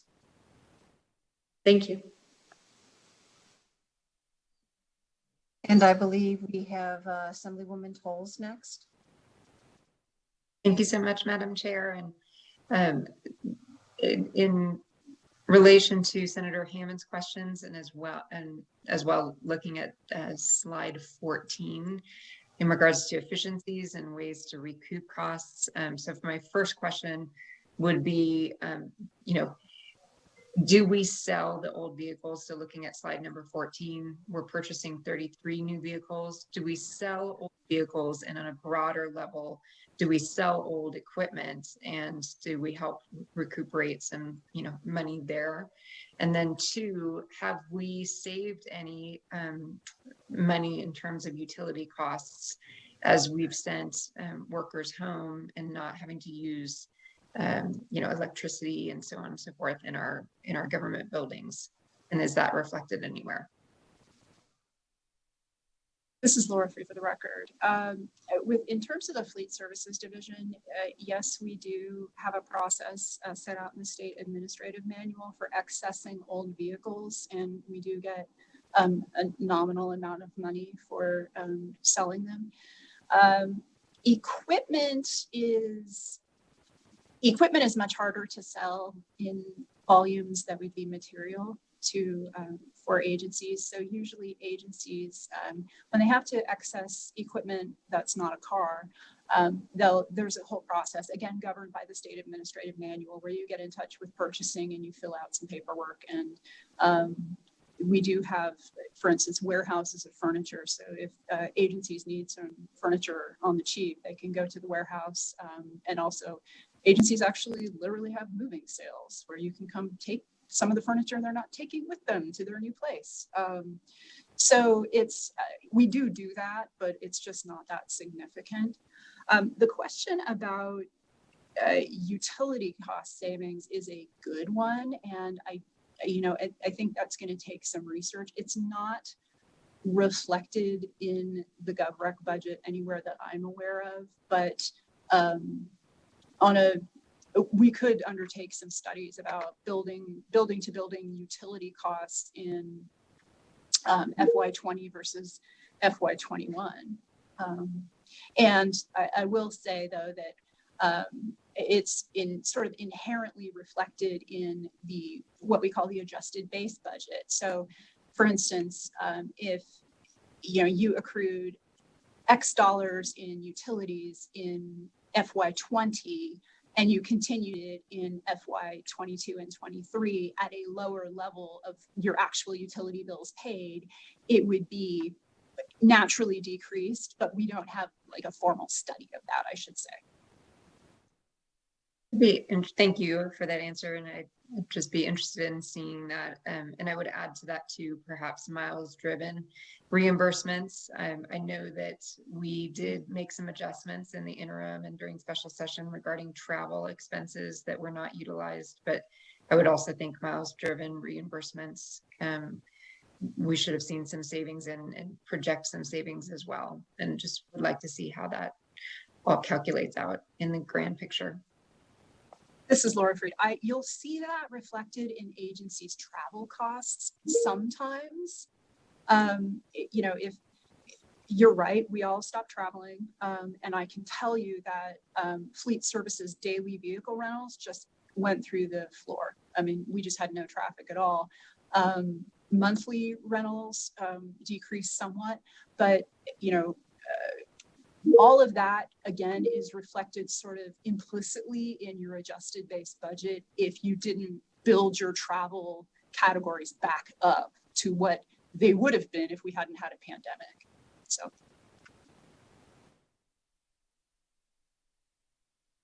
Thank you.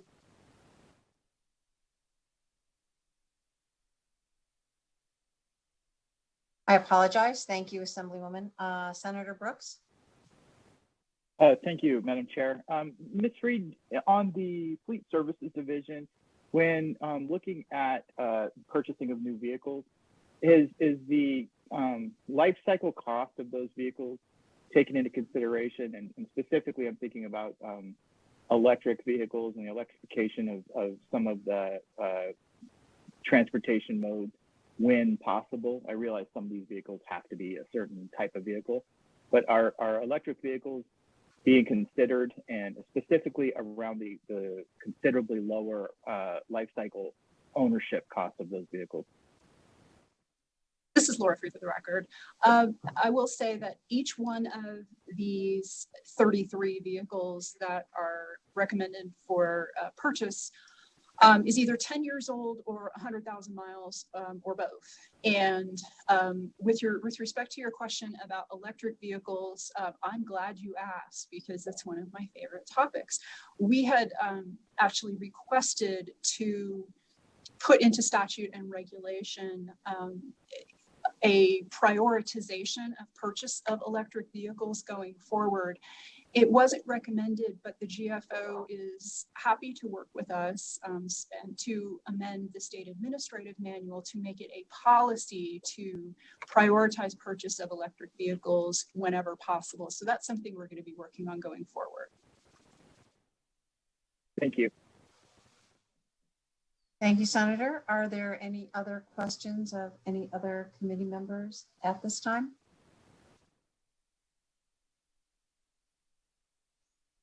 Well, hearing none, seeing none. Thank you very much, Ms. Freed. We appreciate you being here. Look forward to working with you this session. And finalizing all these. So with that, committee members, I believe we can go to our next item on the agenda, which is one of my favorites, capital improvement projects. So with that, I believe we have Mr. Patrick. Is that correct?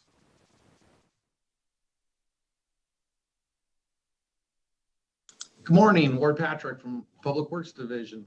Good morning, Chair Carlton, Senator Brooks, and members of the committee. It's nice to be here and show you some of our exciting projects. Again, I'm Ward Patrick, the Administrator for Public Works. With me today is Kent Lefevre, our Deputy Administrator for Engineering and Planning, and Brian Walker, who's the Chief of Planning.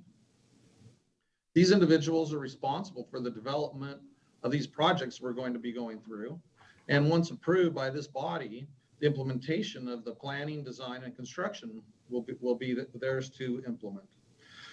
The governor's recommended 2021 capital improvement program will be presented, and then later on the treasurer will be presenting the general obligation debt capacity and affordability report. As requested by LCB Fiscal, this presentation titled 2021 CIP Governor's Recommendation will include an overview of our vision, mission, and philosophy, go through the 21 CIP with all the details listed here, and give a report on the facility condition analysis. Then we'll have a brief discussion on some of the challenges of the Public Works Division that we anticipate this biennium. Then, of course, the bond capacity and affordability report will be presented by the Treasurer's Office. The State Public Works Division's goal is best stated by our mission statement, which is to provide well-planned, efficient, and safe facilities to state agencies so they can effectively administer their programs. And how we conduct ourselves is best stated by our philosophy. We work as a team to build consensus, take pride in our work, and serve with humility. We'll be going through a few pie chart slides. The first is the big ask, the big request from the using agencies. So this shows the distribution of requested projects by department. So you see here there's 416 projects that totaled $1.8 billion. And so these are the projects that the State Public Works Board, our oversight board, heard in August of 2020.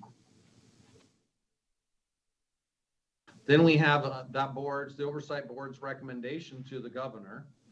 And so this was narrowed down to 78 projects and totaling $359 million. And that, of course, is all funding sources there for the $359 million.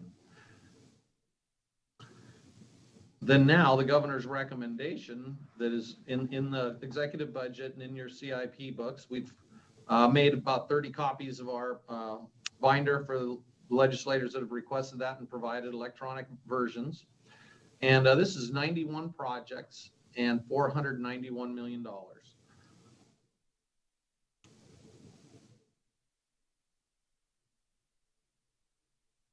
The funding sources are in two categories, as you'll see throughout the presentation: state funding and other funding.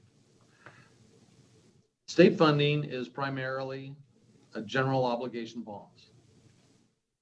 Other funding includes highway fund monies, federal funding, and agency funds. To develop the 21 CIP, we use certain criteria to select and prioritize the projects. The five basic categories are legal requirements, deferred maintenance, project continuations, new construction, and economic development. And so we'll be going through slides in all these areas. So legal requirements include the ADA, includes court orders, legal requirements, life safety, code violations, and the seismic requirements, which is a building's ability to withstand earthquakes. Deferred maintenance will be in the four categories listed here. We'll talk about essential facilities, which are going to be largely 24/7 facilities like prisons and hospitals and highway patrol command. Then also we'll be discussing projects in governance centers. And then we'll work through the statewide programs. That's still a deferred maintenance priority. And then finally, other facilities. And so over the past decade, we could say that oftentimes there's insufficient funding to really make a substantial effect on deferred maintenance in this item D. And so I think you're going to be able to see that there's going to be some real deferred maintenance being proposed in this CIP.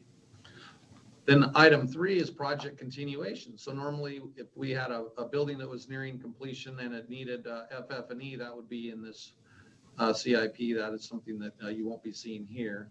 However, ongoing phases from previously funded construction or planning projects, there's a big number of those projects listed in here.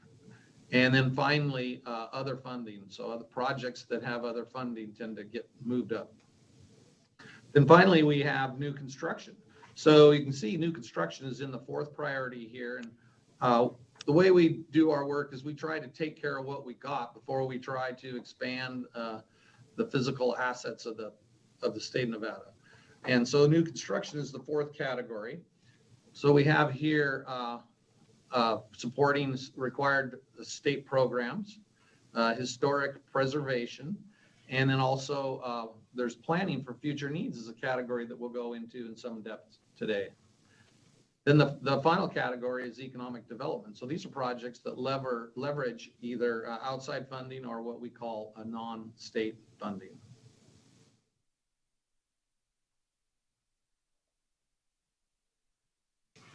So you can see on the left here, these are the categories that we talked about just moments ago in the priorities: the legal requirements, deferred maintenance, project continuations, new construction, planning for future needs, and economic development. And the total proposed CIP is 491 million. Previously, last session, the request was in the $350 million range. Also, it was that range the year before, and they were similarly approved as were recommended by the governor's office. So you've seen a summary of what's in the CIP, and so now we're going to demonstrate the 91 projects that the CIP contains. So the first category is those legal requirements.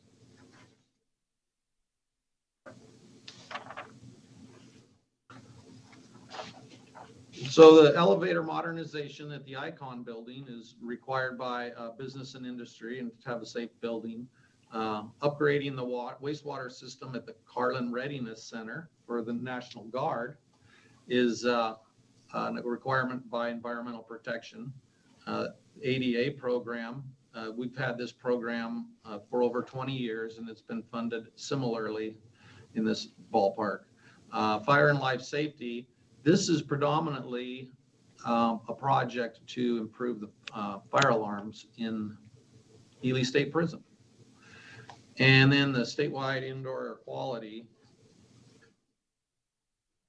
These are projects that would be mitigating asbestos, lead-based paint, and the like. And so then, and of course, mold. And so then finally on this list, we see the statewide building official program. So this is where state agencies have funding in order to do projects. And this gives the building official the authority to receive that money and contract with plans examiners or contract inspectors if it suits the building official to not use in-house staff. Normally, building permits that require plan checking, if they're bigger projects, we largely outsource those activities.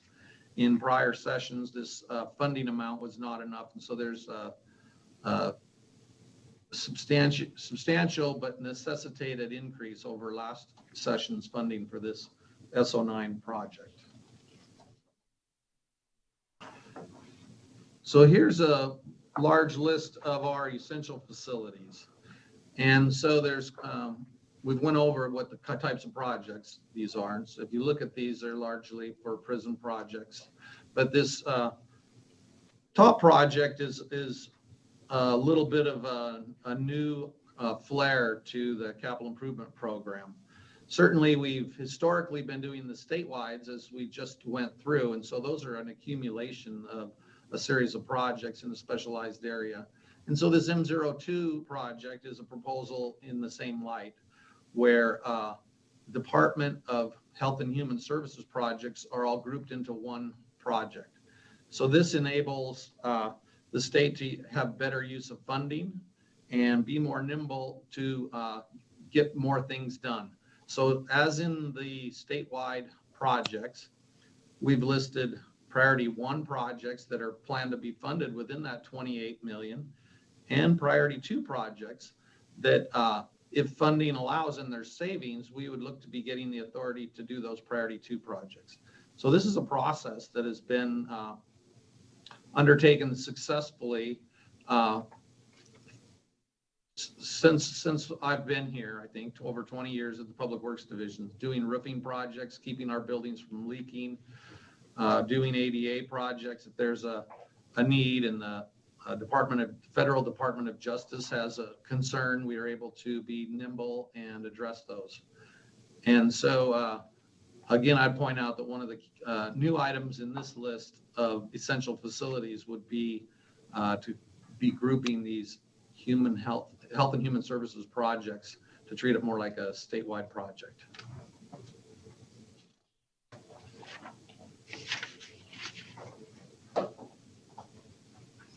Here we're hitting the governance centers. And so these are critical facilities for the state of Nevada. And so you see 2 projects here for EATS, Enterprise IT Services, and then a project for the Supreme Court building.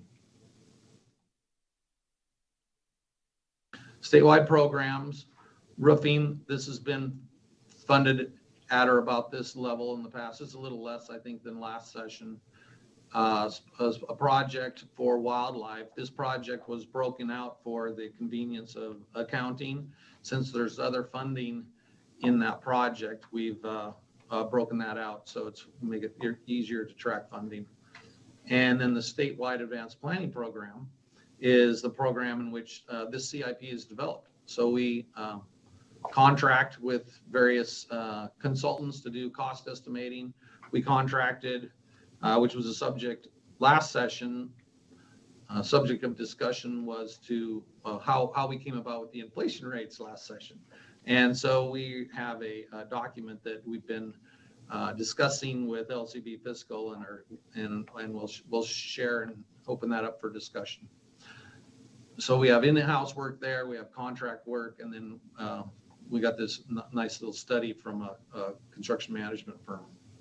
Then also we got the statewide paving program here on this slide. And I would point out that this was one of the first statewide programs that got hurt when times were tough after the last session. And things really hadn't really recovered until this session. You see the bond capacity this session, counting all the other programs, is something in the order of magnitude of, I think it's 415 million, something like that. And so last session, the overall bonding capacity was around 200 million. And so, so this is a much needed program. It's very cost effective. Maintaining your pavement means you don't have to replace it as often, and it's very life cycle cost complementary type project. So we're now bringing this back as it should be. Then a project SO8 here, S08 is our statewide energy efficiency program. And so this is a program that we had introduced in the 2013 legislative session and quite successfully. And so what this project includes is a number of LED lighting projects, many high mast lighting at prison facilities. So it A, produces energy efficiency, B, will create safety because this lighting is going to be better and these light fixtures won't need to be replaced as often. So normally an LED fixture lasts in the terms of nearly 100,000 hours, where high pressure sodium and other technology last less than 4,000 to 5,000 hours. So this will improve maintenance. Some of the other attributes of this project is to replace some of the cabling systems that have been a safety issue for the Department of Corrections. And then finally, there's a project in here for the Nevada Youth Training Center to replace the interior LED projects.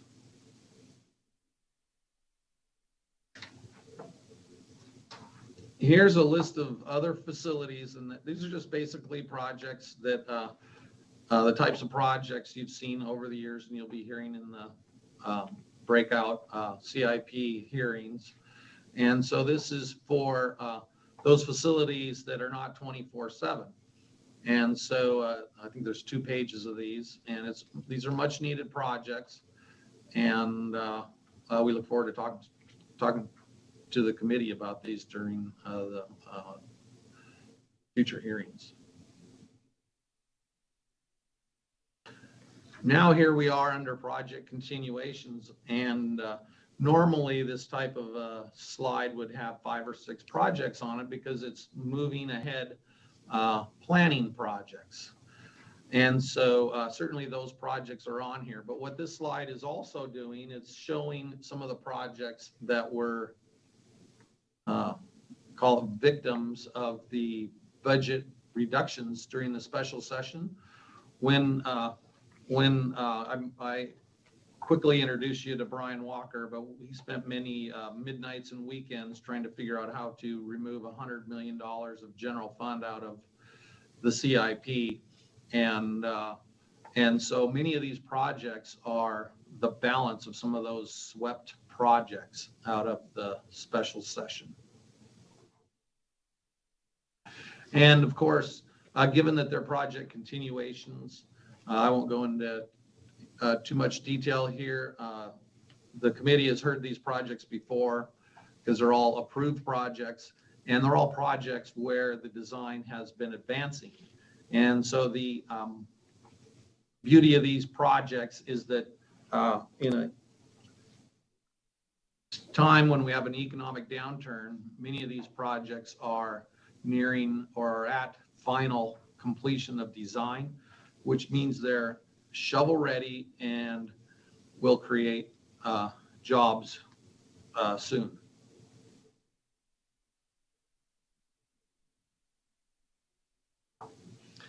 Here are new construction projects. So these, we can take some time to go through these. These are projects that you have not seen before from the Public Works Board. So the first project is a Washoe County Training Center addition. This is for the National Guard, and this is up in Stead, outside of Reno. And this is, they're planning on having the federal construction funding available in October of 2022.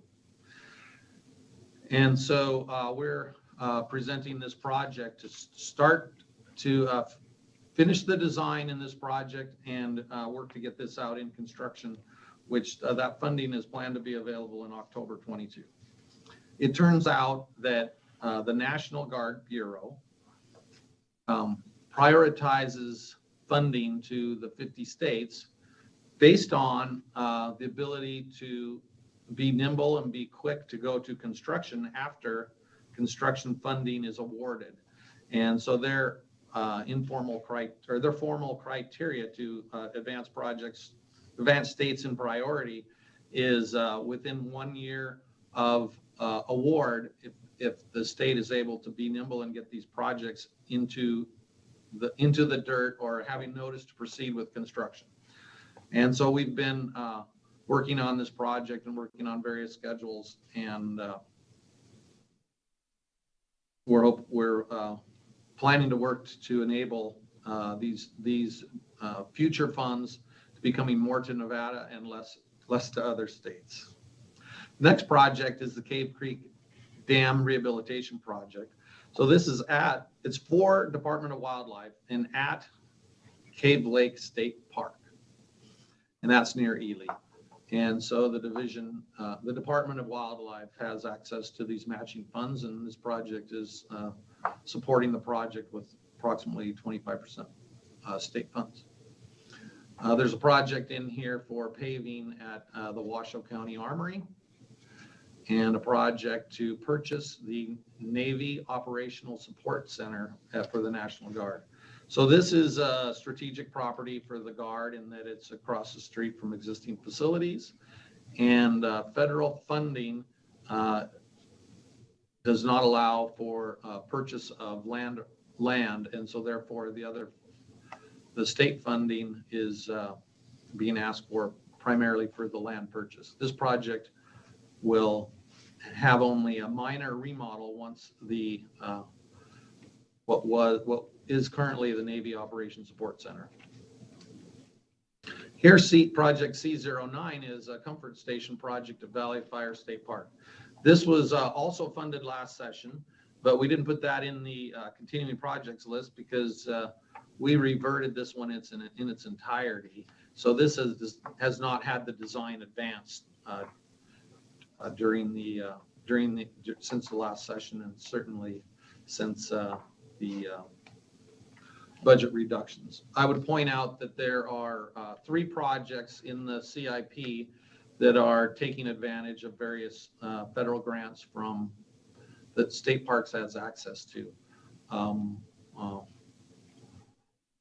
Water conservation grant as well as a trails program grants. And so this is one of those projects. And then finally, project C10 here is the aircraft storage hangar and site work. And so what's fairly interesting here is that the grant is more of a use it or lose it grant, meaning that we must complete the design by October of 22 and have a notice for construction to obtain the construction portion of this grant. And so we're working, we've developed a plan in order to do that. Also, the grant, this is a 100% grant, but notice the state funding portion is substantive. And projects that are or items that are excluded from these federal grants are off-site costs. And so this has some of those in the form of fire, water provisions, as well as some of the drainage provisions are somewhat extensive. And so that's what I have on that new construction slide. Now, please keep in mind that, we've got these various categories and priorities, and some of these projects fit into multiple areas. And so we've chosen to keep these planning projects all together, but you'll see the Grant Sawyer office building is the first project on here. And so we could say that's a continuation project. We could say that's a governance project. We could also, move it up the list some other way, but we've just chosen to keep all these projects here. I'd like to address Member Titus's question about is the Grant Sawyer office building structurally sound? And so I'll go a little further than that. Certainly it is structurally sound. Buildings that were built, this building opened in January of 1995. And so the design standards for the structure are very, very similar to what they are now. And so this is considered a very sound structure, very worthy of what's being proposed here, which is a complete remodel. This building has had the central heating and cooling system replaced in recent years, as well as a roof. And those are things that will be able to be taken advantage of in the project.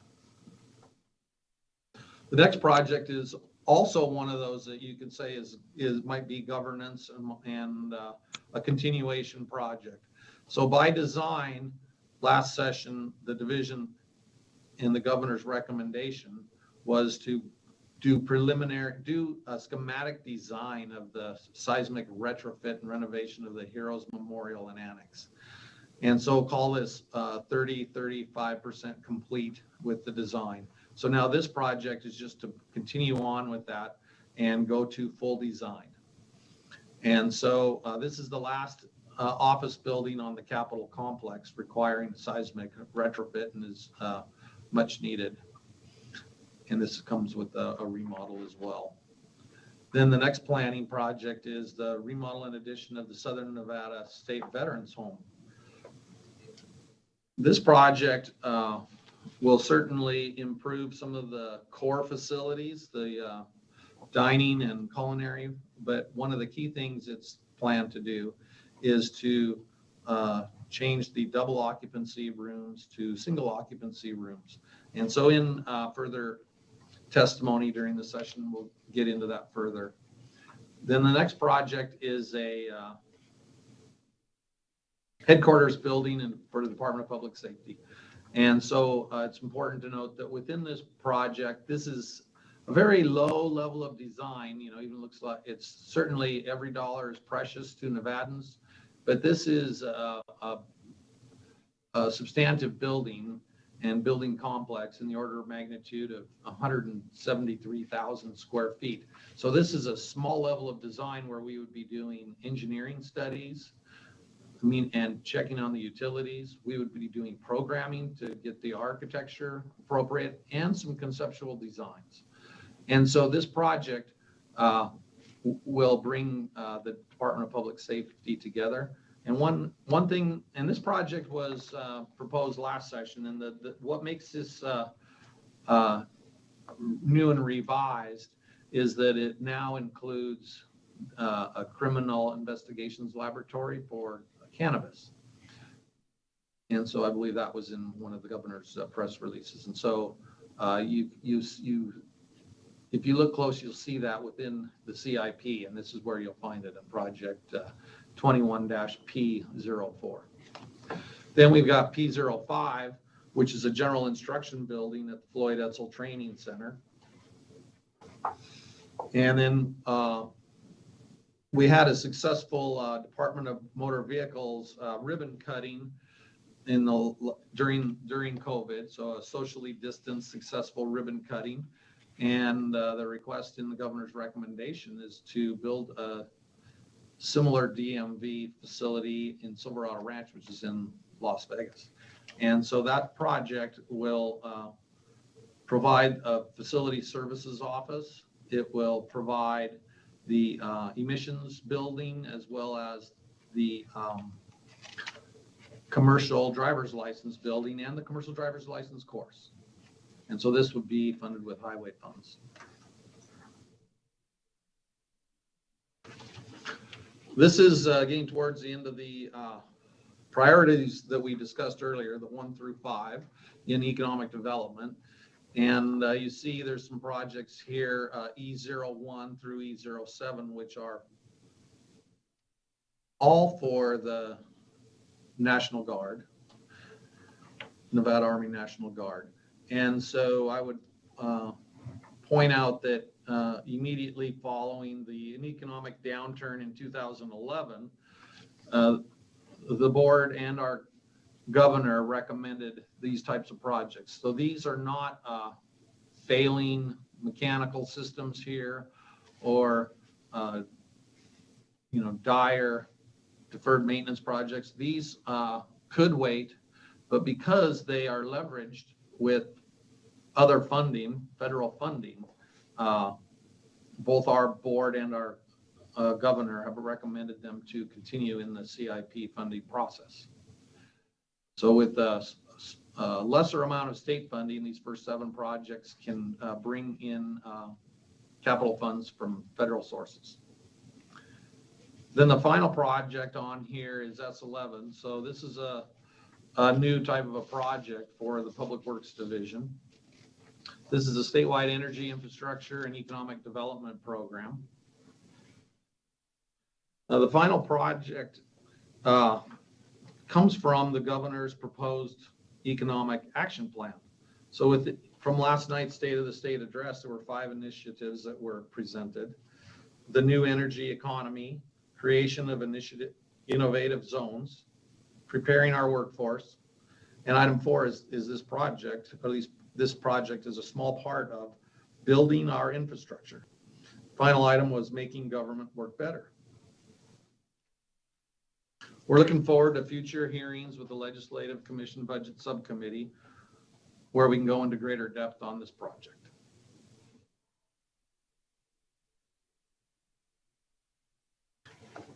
Here we are with more information as requested in the cover letter for our presentation. This is a little status report of our statewide programs. So you can see here the 2017 CIP is nearly complete. This one area in the ADA is an area where granted we did have some challenges regarding pricing early on in some bidding scenarios. And then COVID further delayed this project. So this would likely be a project that we would recommend extending. 17 CIP money is 4-year money, and we would we'll be recommending extending this project. And then you can see there the status of the various 19 statewide projects. And so when you look at these projects, you can see some of those project numbers have a G after them, which means they're partially National Guard funded, and some H are highway funded projects.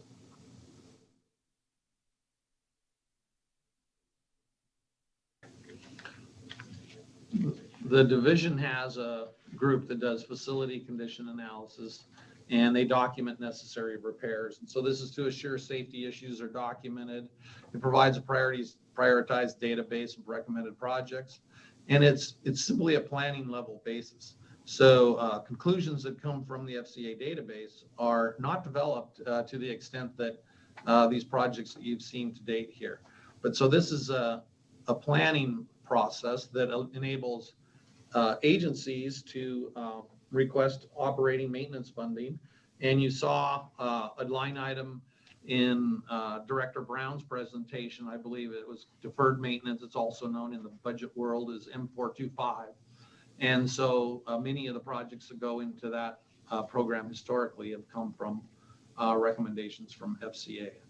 So what the FCA group does is they also maintain a building inventory, and they estimate facility replacement costs. So all of these things are statutorily, or these visits to our state-owned buildings are statutorily required. And all this information is shared with the Risk Management Division, the Governor's Finance Office, and with all the state agencies so they can apply for maintenance funding.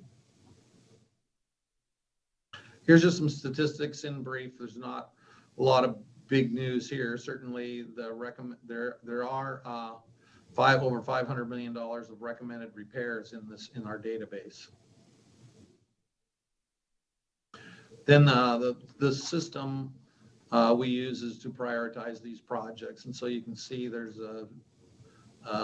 in excess of $170 million of Priority 1 projects, as recommended in a somewhat cursory review by our Facility Condition Analysis group.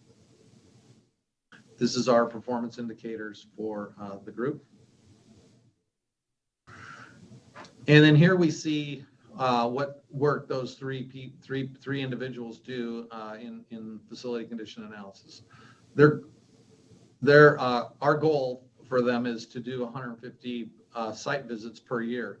And of course, there's only 223 days in a year. So there are 150 of these every 6 months. And so there's only 111 days in a half a year. So they're kept pretty busy. And so certainly, I don't need to draw your attention to the goose egg on here, but that was a time where we were missing our field people in the program during that time frame. And so they since picked up the ball and ran with it in early January and February and March. And then of course, COVID hit, and we have a little bit of a downturn in production of site visits and reports. Here's a list of all those facilities that I showed you in summary on the previous slide. And then one of our final slides is we wanted to talk about staffing levels, and just a quick blurb on each one of these. But the capital improvement program last session was $350 million approximately as approved. And the proposed capital improvement program is pushing $500 million. It's $491. And so we have not completed our full analysis, but are actively doing that. And we anticipate staffing levels will need to increase to implement all these projects. So we certainly have a great core of workers. You saw the statewide are basically done for 17, and you'll be seeing that many of the 2017 projects are very well done. And so that's one of our challenges, is to get staffing levels high enough to implement these projects. Another challenge is we can, even during COVID, we're continuing to do a recruitment for these unclassified positions. And we're about to submit some justifications to fill during this hiring freeze time. And it's challenging finding individuals in all the given areas that we need support. And so we're just kind of pointing that out here. And then finally, Director Brown led with the challenges of COVID-19.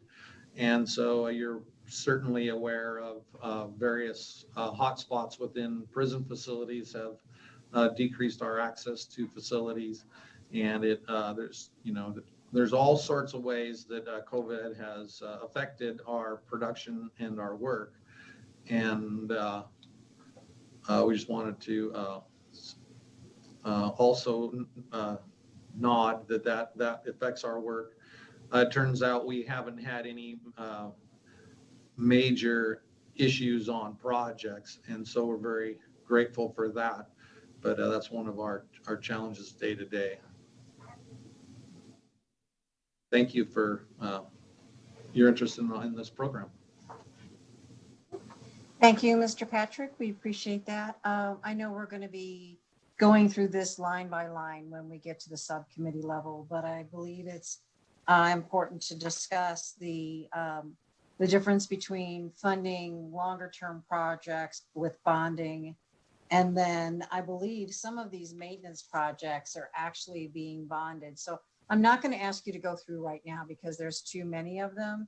But I hope that as we go forward, working with staff, that we go through and find some of these, because some things are perfectly appropriate to be bonded, but other things really should be paid for. We shouldn't be bonding an air conditioner or some of the other things. So I just want to make sure that we've got a good handle on the work that's going to get done. And, this is the CIP bill is our jobs bill. So we always want to make sure that we understand where every dollar is being spent and we get the highest and best use of all the dollars. So thank you for being thorough. And I look forward to staff and I and the other folks working with you to go through each one of these projects to make sure that we understand them.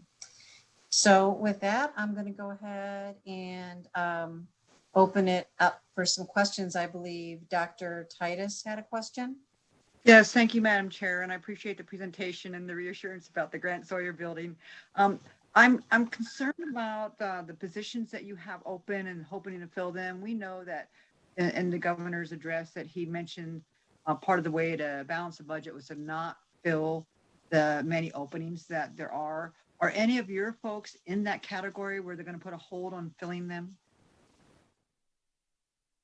Ward Patrick, for the record, we have, as in the whole state, there is a hiring freeze, and certainly there is a way to get projects approved with our personnel recruitments approved, which is a justification to fill process.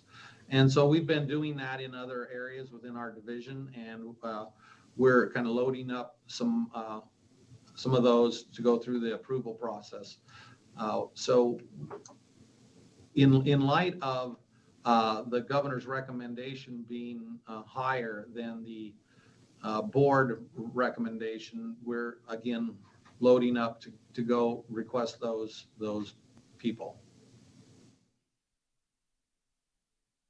Thank you for that. And so maybe when you do go into the details during the separate hearings, when it's broken down line by line, it might be nice to know where that process is when you bring this forward, and then kind of update us on what projects will be put on hold because you don't have the staffing. We'll make a note of that. Thank you. Ward Patrick, Thank for the you. record. Thank you, Dr. Titus. I believe I have Senator Brooks next. Thank you, Madam Chair.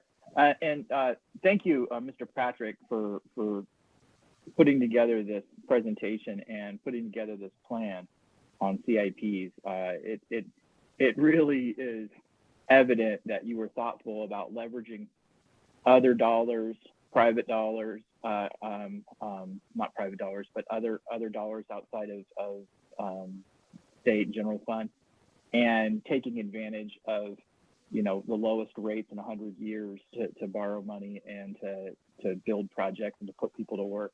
And it also is very evident that you were thoughtful on the expanding the readiness of our state and around the National Guard, who's played such a huge role in taking care of Nevadans. So I just wanted to mainly make a statement that this is a really smart way to put together a plan to put people to work and take advantage of the cost of money right now.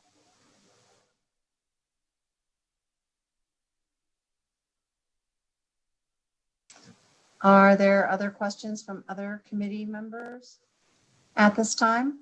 Madam Chair. Senator Kiekeper. Thank you, Madam Chair. Mr. Patrick, I just don't really understand exactly what we're doing with the E-units.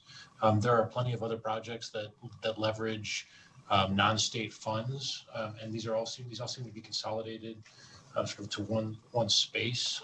And then the one project that looked like it was economic development related is actually in the statewide units. So I'm trying to figure out the thought process behind creating this new category. Thank you, Senator Ward Patrick, for the record.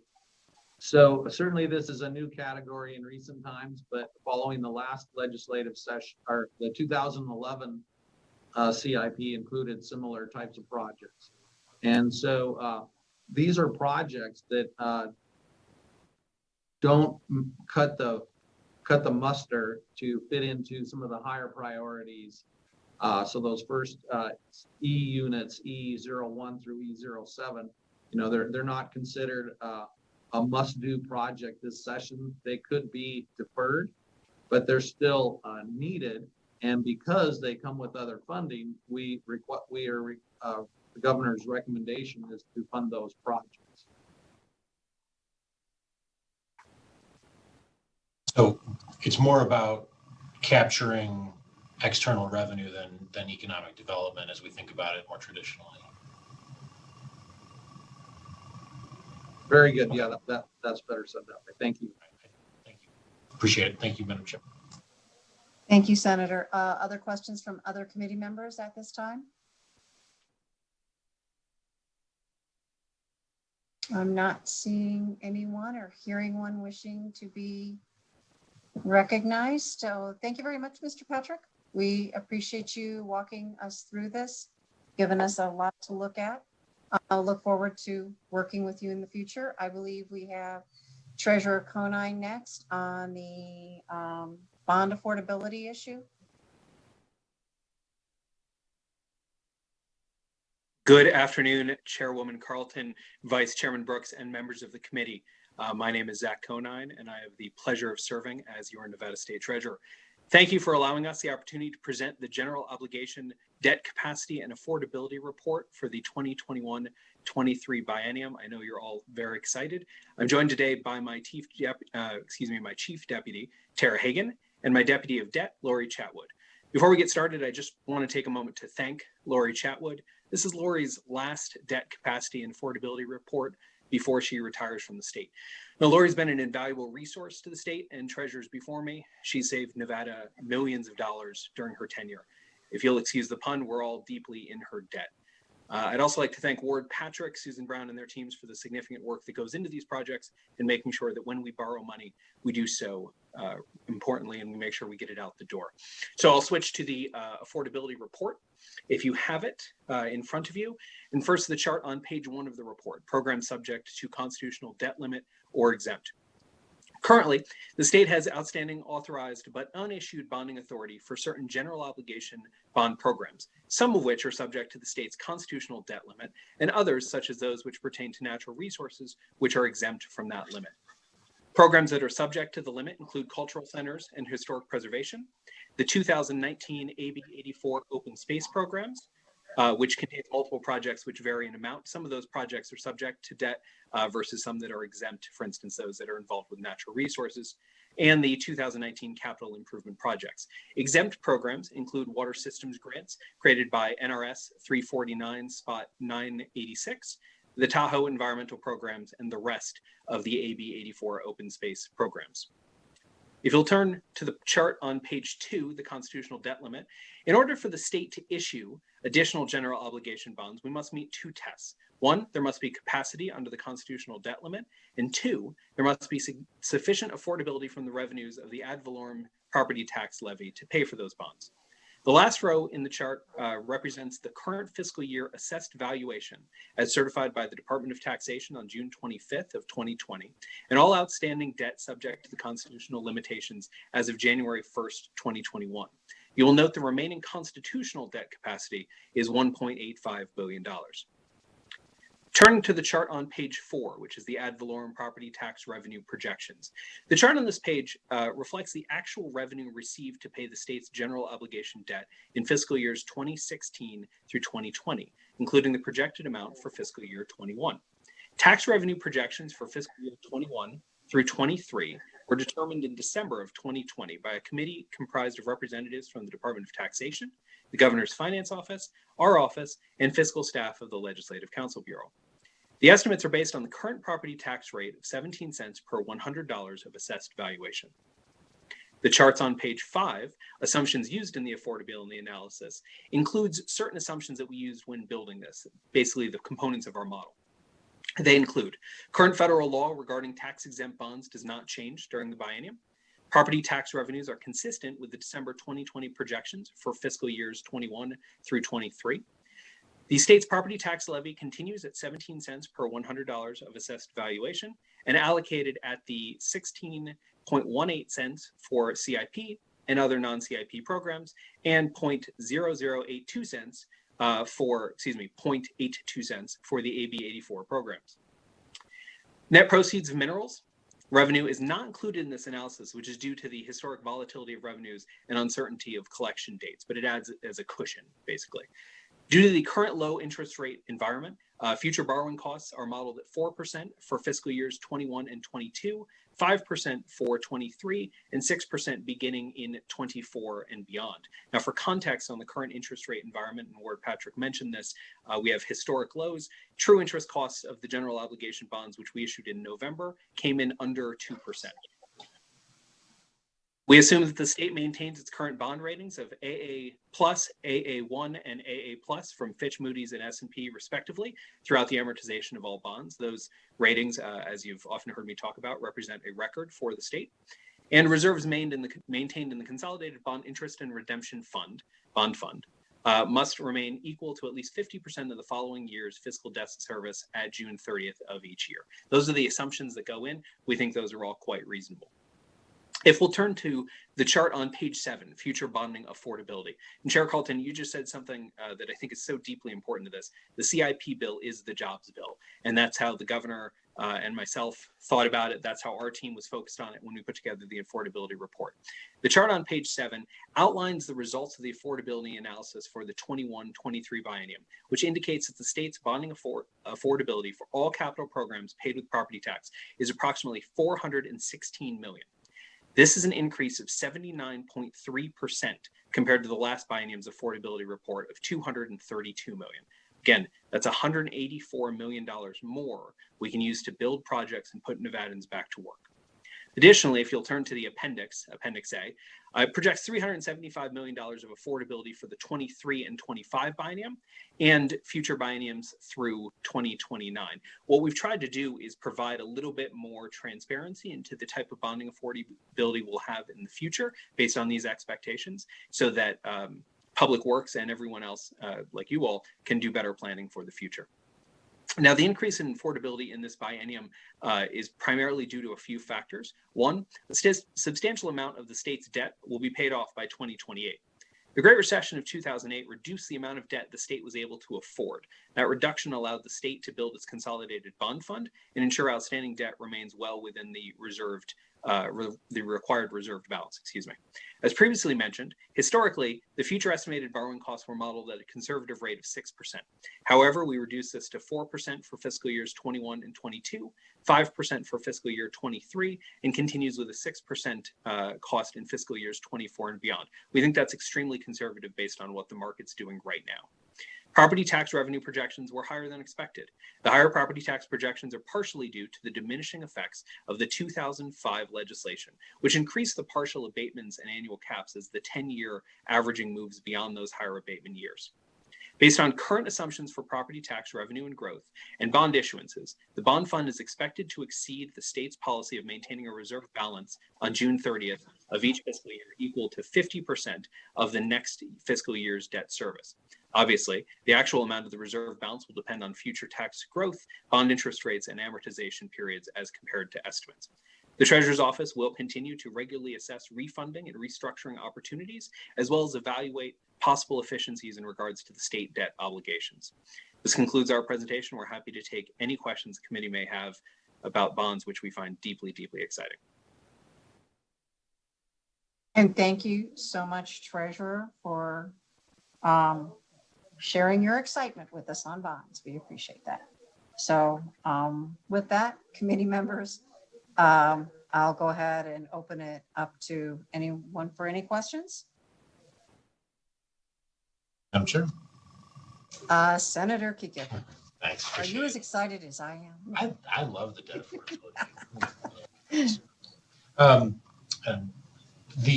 So I had a couple of questions. Have you broken down how much additional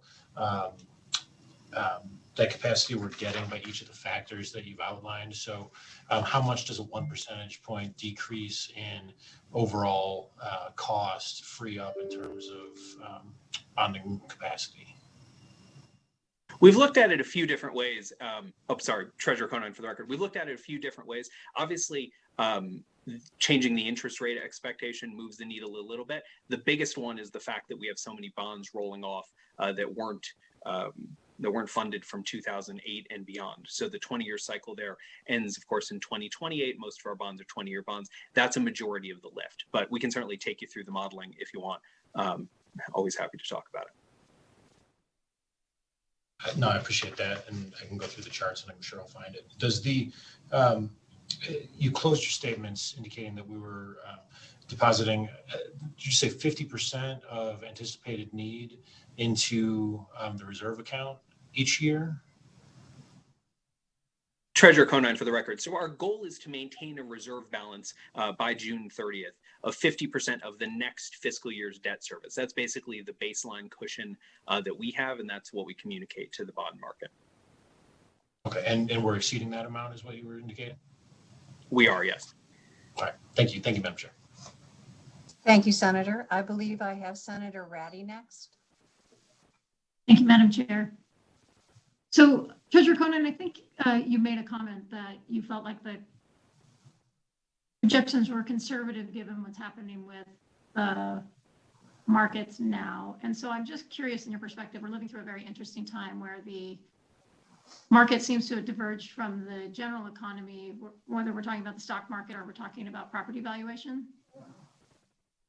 And I think there's a whole bunch of us who are puzzled as to what comes next when you're seeing what may be a historic divergence, particularly because paying these back is so dependent on property tax. So I'm just curious about how you thought about or factored in what might happen next when we're still in a pretty deep recession when it comes to the general economy, but have soaring stock market and property valuations.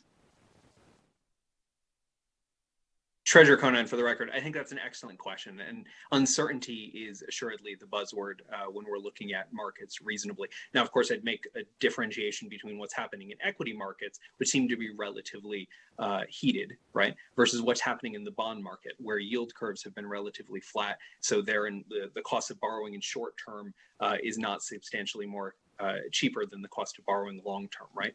And so as the yield curve has been flat and our cost of borrowing in the long term has stayed relatively low over the past year and a half, we find ourselves with an opportunity to borrow at historically low rates. Now, historically, we've said we've put in a 6% cost of capital. We haven't borrowed at a 6% cost of capital in a long time. I could get you the specific date, but certainly prior to myself or the last treasurer being in office. And so we've always had a bit of a cushion there. What we're doing is simply saying over the next 2 years, we're going to lower that cushion to be 200% of what we expect we'll be able to borrow at versus 300% of what we think we're going to be able to borrow at. Right? We're simply limiting the cushion, but we still think it's a really conservative approach. The other thing is that bond rates, yield rates, don't move quickly. Even with the new chair of the Fed, it's not expected that there's going to be some sort of massive inflationary push that would lead to bond rates quickly skyrocketing. And of course, if they did, then we'd come back to you with an updated affordability report that made changes. But we don't see anything like that on the horizon, nor do the plenty of smart people who are much smarter than I am who've opined on this. And are there adequate, with the rates being so low, are there adequate entities interested in purchasing government debt at this point? Treasurer Conan for the record, yes. And I think we always see a flight to quality, right? And so when people get a little bit more uncomfortable with equity markets, they fly back into quality. They're more interested in bonds. When equity markets are doing what they're doing right now, sometimes you see people move out of it. But mandates from investment managers, people who only trade in bond, individuals who want the protection that an investment in a state like ours with our credit rating has will continue to turn back. And the fact that we've had and maintained such a high credit rating and such a high bond reserve fund for as long as we have, plus the fiscal management, I think this is important from a credit rating perspective. You all and the governor made the hard decisions during the special session to build a budget based on what we knew as opposed to what we hoped. Plenty of states did something else. They built budgets based on future federal dollars that weren't promised at the time, but you didn't, right? And that helps with the bond market because they know that we're being realistic and we're being not necessarily optimistic or pessimistic, but we're using the facts in front of us to make decisions. I think that's deeply important for investors, especially now. Thank you. Thank you, Senator. I'll go to Senator Dennis next. Thank you, Madam Chair. Treasurer Conine, you mentioned when you were going over the debt affordability in the appendix, something about, and I don't know if I caught it, something about the 10-year average being higher now than the original 2005 when we passed that property tax. You talk about that, clarify that for me. Absolutely. I'll take a shot at it, Treasurer Conine, for the record, and then I'll turn it over to Chief Deputy Tara Hagan or Deputy Lori Chatwood if they wanted to add to it. But back in 2005, there was legislation which basically increased partial abatement caps for a period of time. And so we look back at a 10-year average, which sets up our property tax projections. And those higher abatements have started to burn off. And as they burn off, as the abatements burn off, the amount of property tax expected to come in increases. And does the property values going up or down change that also? Does that play into that? Treasurer Conine, for the record, absolutely, right? So abatements can slow down that property tax increase or not, but an underlying higher property tax value is a benefit to us. Thank you. Thank you, Madam Chair.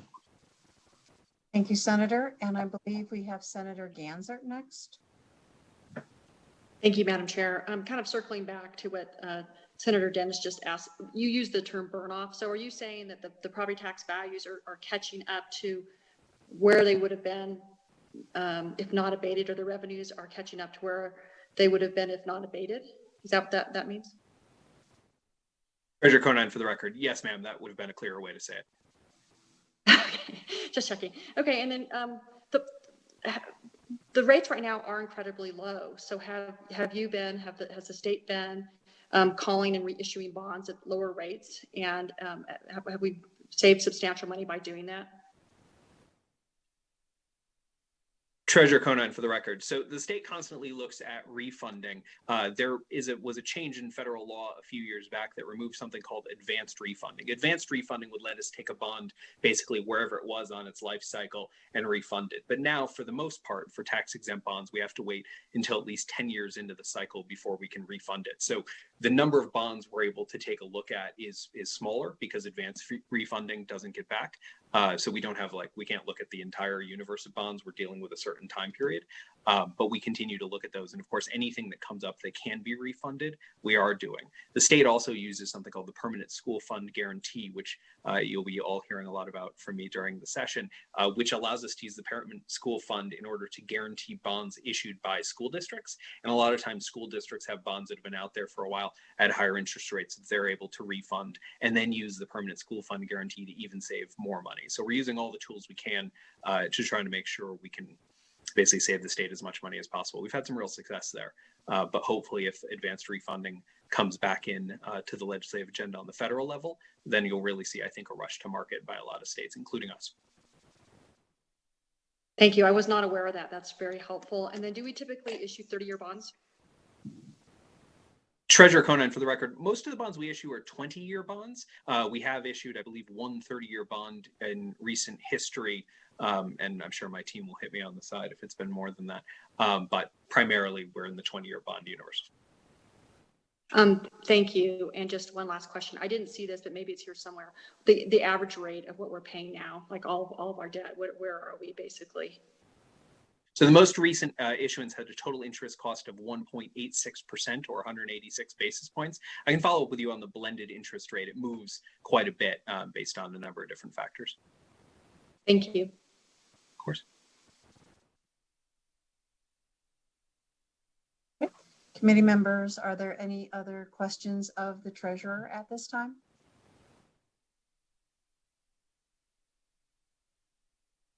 Not seeing anyone or hearing anyone. Thank you very much, Treasurer. We appreciate you being here today and walking us through this and answering our questions. Look forward to working with you throughout the session. Thank you, ma'am. Very much appreciated. Thank you all. Okay, thank you. So committee members, I believe that brings us to our last issue today, which is, and presentation is from the judicial branch. Good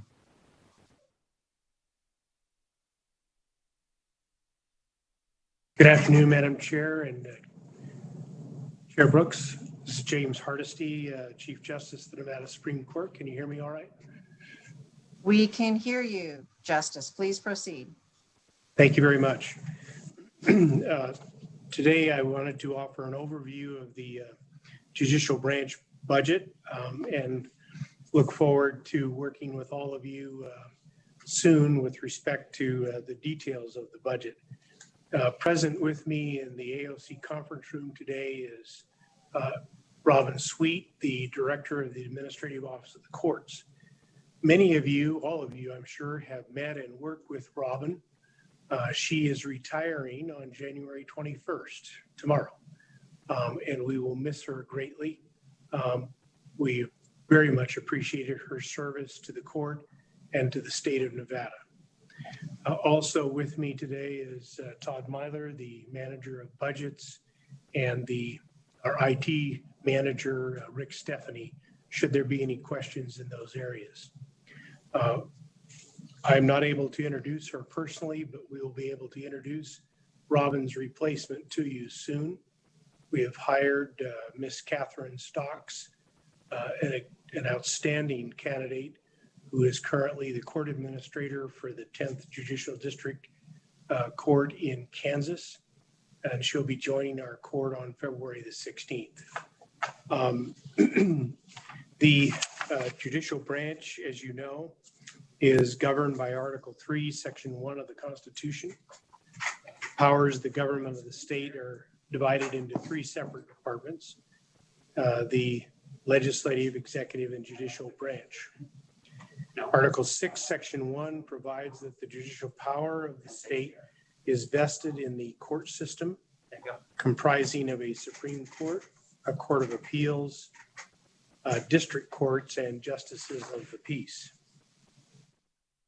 The judicial branch duties for the Supreme Court include administering the Nevada judicial system, deciding or assigning to the Court of Appeals civil and criminal cases appealed from the district courts, exercising extraordinary writ review through various writ mechanisms, establishing the rules for the licensure and discipline of lawyers, and establishing the code of conduct and appellate review for judicial discipline.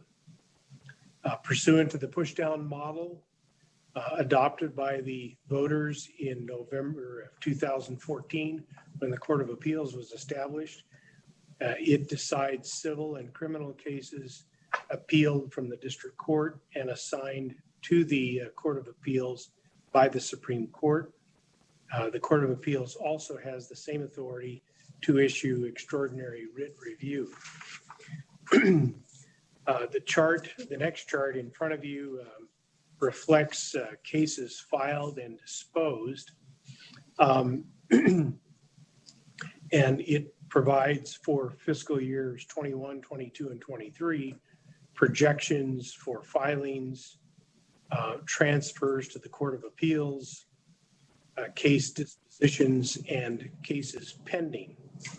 I'd like to clarify a couple of things on the chart. First, cases pending do not mean that all cases in that category are ready to be decided. Cases pending include cases that are still in briefing. Generally, that figure ranges around 1,000 cases, so they're not ready to be decided. Cases that are in the settlement conference program, which are all civil cases, that ranges around 200 or 250. And the balance are cases that are ready for court adjudication or decision.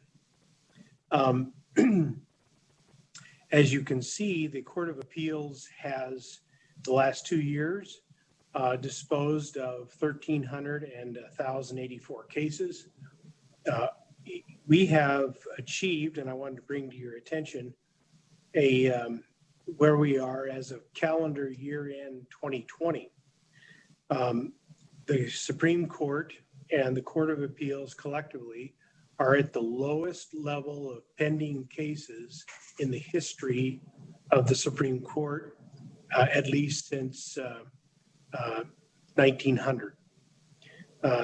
We have 1,129 pending cases in the Supreme Court and 200 pending cases in the Court of Appeals.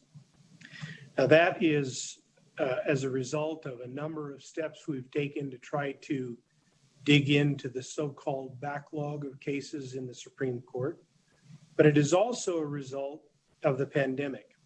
And that issue is far-reaching and extends deeply into the district courts. So as much as the Supreme Court might cheer the fact that our pending cases have declined, it is largely because there is an enormous building bulge of cases in the district court that have been pending since the pandemic. This is very concerning. As Chief Justice, I have asked for an analysis of all of the pending cases and backlogs in all of the district courts in the state, because I anticipate that once we get past some of the limitations on the court's ability to conduct trials, we will see an extraordinary wave that will fall on the Supreme Court and the Court of Appeals very quickly. Our goal this year is to figure out ways to get trials started and get cases pending in the district courts resolved. It is an enormous challenge, as you might expect, and I hope when we have our more detailed presentation in February to offer you a more specific analysis of that emerging problem. The judicial branch budget in this slide shows a total funding between general fund, administrative assessment revenue sources, and federal and other funds of $140,197,576. As you know from review of our previous budgets, this amounts to certainly well less than 1% of the overall general fund of the state. The general fund request is largely made up of elected judicial salaries, 55%. 16% is the Supreme Court's operating budget. 10% of the general fund goes to specialty courts. 7% funds the Court of Appeals. By the way, I'm particularly proud of that budget because it has not moved except for base adjustments since the legislature established the Court of Appeals budgets in 2015. The 4% is allocated to the law library, 3% is allocated to judicial programs and services, 3% is allocated to judicial retirement system, and 2% to the senior judge program. I would like to comment further about administrative assessments, an issue that I think affects not only the judicial branch, but also the other agencies in the executive branch in a little bit later in this presentation. So the judicial branch budget for judicial elected officials There are 7 justices sitting on the Supreme Court. There are 3 Court of Appeals judges. There are 90 district court judges. We fund a small amount for the Judicial Selection Commission, which is established in the Constitution and in the statutes for the selection of vacancies that occur from time to time. We do not and will not be seeking any additional district court judges in this session, nor will we be seeking any additional Court of Appeals judges in this session. The Supreme Court is governed in sections 1, 2, 3, 4, 7, and 19 of the Constitution and Chapter 2. There are 84.51 full-time positions.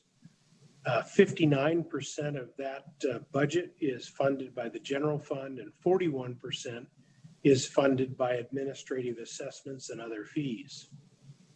The Court of Appeals has 22 full-time positions consisting of 3 Court of Appeals judges, their 3 judicial chambers assistants, their 2 each law clerks, and a staff of 9 people. The senior judge program, which has been very successful, and we hope the funding for that continues. There are currently 29 senior judges. We just lost a senior judge recently, as you know, from the passing of Judge Steve Elliott. 66% of that budget is funded through the general fund, and 34% is funded through administrative assessments. By statutory authority, the judicial branch has as its operating arm the Administrative Office of the Courts, which Robin has so successfully led as its director for the past 11 years. There are 32 full-time positions. It is funded entirely by administrative assessments. Judicial programs and services covers a wide variety of areas that encompasses rural courts and judicial education and the like. 10 full-time employees in that group. The Uniform System of Judicial Records, a system that was put in place some years ago to collect and assess and explain and share data concerning the operation of all of the courts in the state, has 10 full-time positions. One of the most recent accomplishments in that area, and I want to mention it because Robin is here, Nevada has gone from ranked 48th in the country for its quality and capabilities in collecting and recording judicial records to 6th in the country.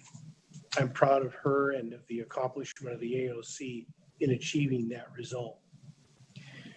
Judicial education has 4 full-time positions.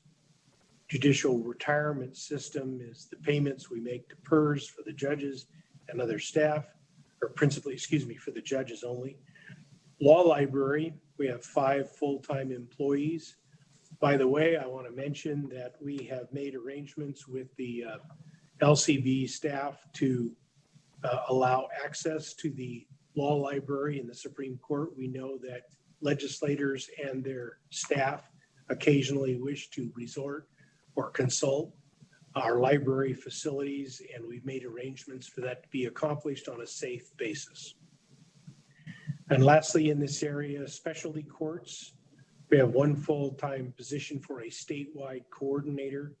The total budget of $22 million is funded 39% through general fund, 41% through administrative assessment and specialty court assessments by statute.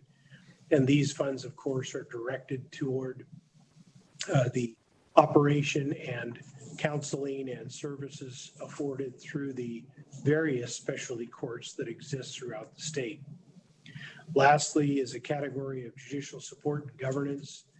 By Supreme Court rule, there is about $700,000 in preemptory challenge fees in that budget, and about $1,266,000 represents the Supreme Court rule required reserves for our budgets from year to year. I'll mention briefly pending legislation. I know that this is a very sensitive issue, but I mention it to you just to bring out basically 3 points. We did include in our bill draft requests, which is now the subject of Senate Bill 3, a plan that had been developed approximately 2 sessions ago to revise the manner and method by which we compensate the justices of the Supreme Court, the Court of Appeals judges, and the district court judges. That, as you may know, was part of a bill in the last session. It did not get a hearing, and I understand why. But I do want to mention it because the fiscal impact for this year, if this were considered, if this plan were considered, which, by the way, brings the compensation for judges consistent with the way we compensate constitutional officers, to a process which would have a nominal or not a very significant fiscal impact for at least 2 bienniums. There are only 2 justices of the Supreme Court and 3 Court of Appeals judges who would be involved in this at a total cost of $99,000 in the last 6 months of this biennium. There are only 3 more justices that would be affected in fiscal year 25, and the plan for most of the justices in the state would not go into effect until 2027. We've also proposed in Senate Bill 42 a modification to the requirement that we print the Nevada reports. Roughly speaking, this is a cost of about $45,000 a year. We think we can save a substantial portion of that sum by going digital instead. Our general fund increases are purposefully limited. We've tried to hold that down.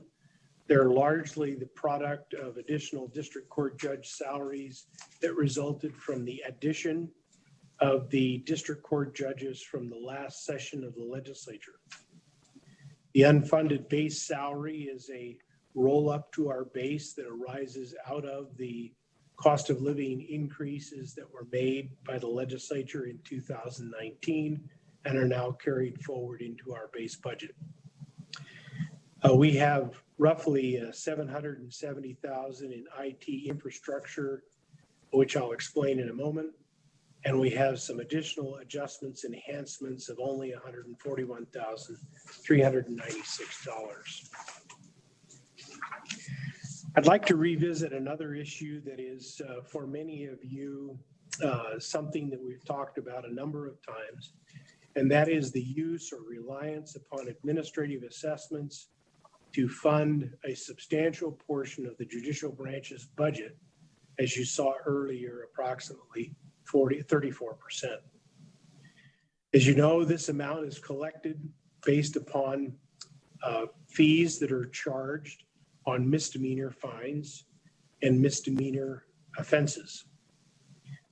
In the 2010 special session, the range of assessments in the fine schedule increased by $5. Now it ranges from $30 to $120. As you probably know, many of your constituents and our constituents complain that the administrative assessments can sometimes exceed the amount of the misdemeanor fine. In 2010, $5 of that increase went directly to the state general fund. So of the other administrative assessments, where do they go? Well, off the top, $2 go to the county treasurer for the juvenile courts. $7 go to municipal and justice court operations. As I mentioned earlier, $5 go to the state general fund. Of the remaining administrative assessments, the judicial branch is allowed by statute to obtain not less than 51% to fund its, what is now 34% of most of our budget. And the remainder goes to the executive branch to fund roughly 8 or 9 different agencies, or partially fund those. Currently, as a result of the budget work that was done in the 2019 session, we received 62% of the amount of the administrative assessments remaining after the dollars that are taken off the top are obtained. Additionally, as you all know, the Constitution was amended in November 2018 to establish Marcy's Law, which requires that restitution be collected first. So to the extent that any of the misdemeanor offenses involve restitution, that amount is collected first from the defendants before any administrative assessments are paid. That, together with the amounts of money taken off the top, together with the pandemic, has seriously and adversely impacted the judiciary's ability to successfully fund 34% of its budget through the use of administrative assessments. The COVID downturn has had a significant impact on AA revenue, which I'll talk about in just a moment. Approximately 33% of the levels received prior to the pandemic have been reduced. Projections optimistically reflect a recovery by the end of the 21-23 biennium. But in the meantime, it will be a substantial and adverse impact. As you can see from the bar graph, this is a history of the administrative assessments since 2010, constantly declining to a point where in 2020, a significant drop associated after March 17th, and a projected even worse drop this year. This had an impact on our budget of this area of administrative assessments of more than $1 million.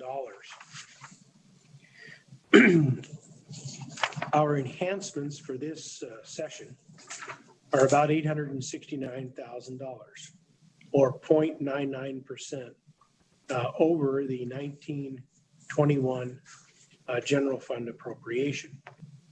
Additionally, at the suggestion of the GFO, we have made some one-shot requests, which I'll explain in a moment. In our next slide, the enhancements that we seek are listed on the left-hand side. First, we're asking for $92,000 to secure remote desktop access, like so many throughout state government, the judicial branch has had a number, most in fact, of its staff working remotely.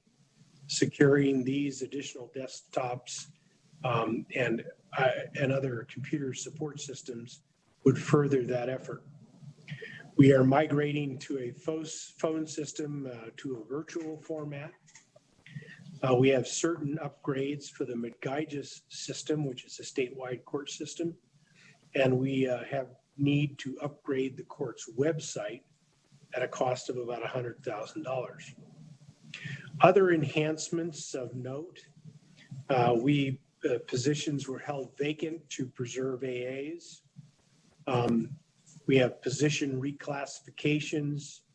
The Court of Appeals is requesting the right to change its judicial chambers assistant from a judicial chambers assistant category to an additional law clerk, which would give all of the 3 Court of Appeals judges 3 law clerks, staff attorneys, yes, to staff attorneys as opposed to law clerks. We believe that this is a better function for that position. I think that's an approximate cost of about $35,000, maybe, $60,000. The law library is seeking $24,000, and judicial programs and services about $10,000.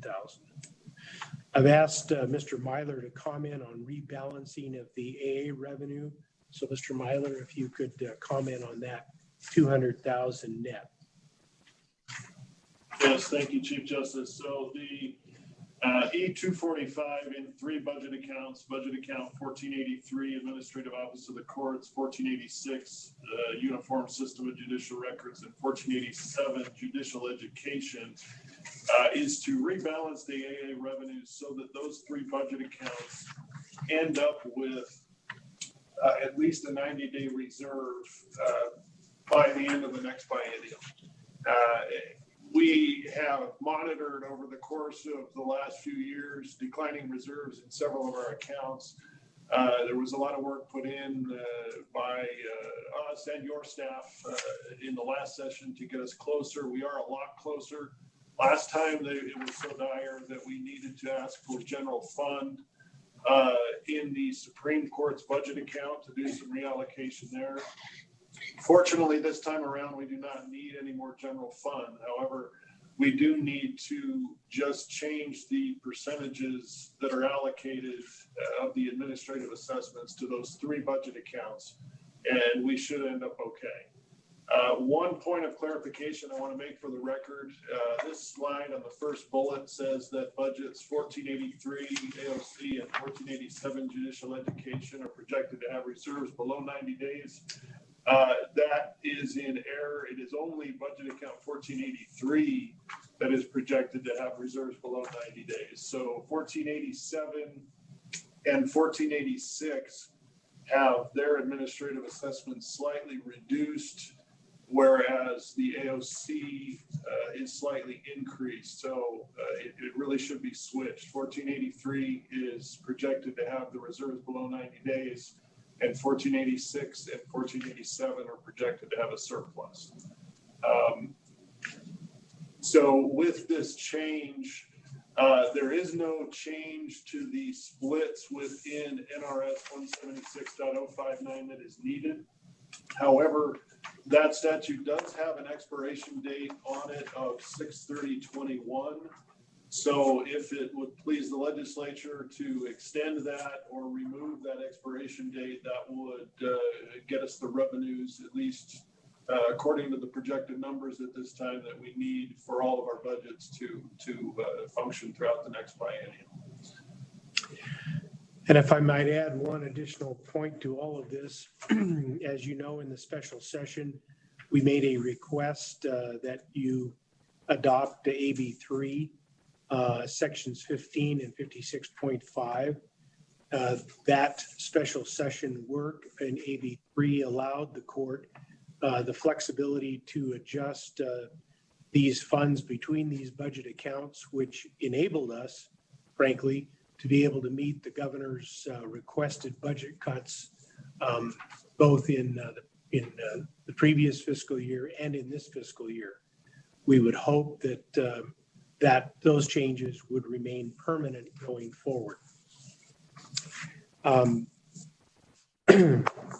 As for budget reductions, as I just noted, the court complied fully with the budget reductions requested by the governor for fiscal year 19 and 21. But as I noted, unlike the cuts to the general fund, percentage cuts to the general fund, the court suffered a much greater percentage cut because of the drop in administrative revenue. That shortfall was disastrous. If it hadn't been for AB3, I'm not sure we would have been able to manage that large segment of our budget. For fiscal years 21 and 23, we've made general fund reductions totaling $3.4 million, and they've been identified within the court's budget request. And as previously noted, AB3 helped facilitate that process. I also noted earlier the item of one-shots at the suggestion of the General Finance Office.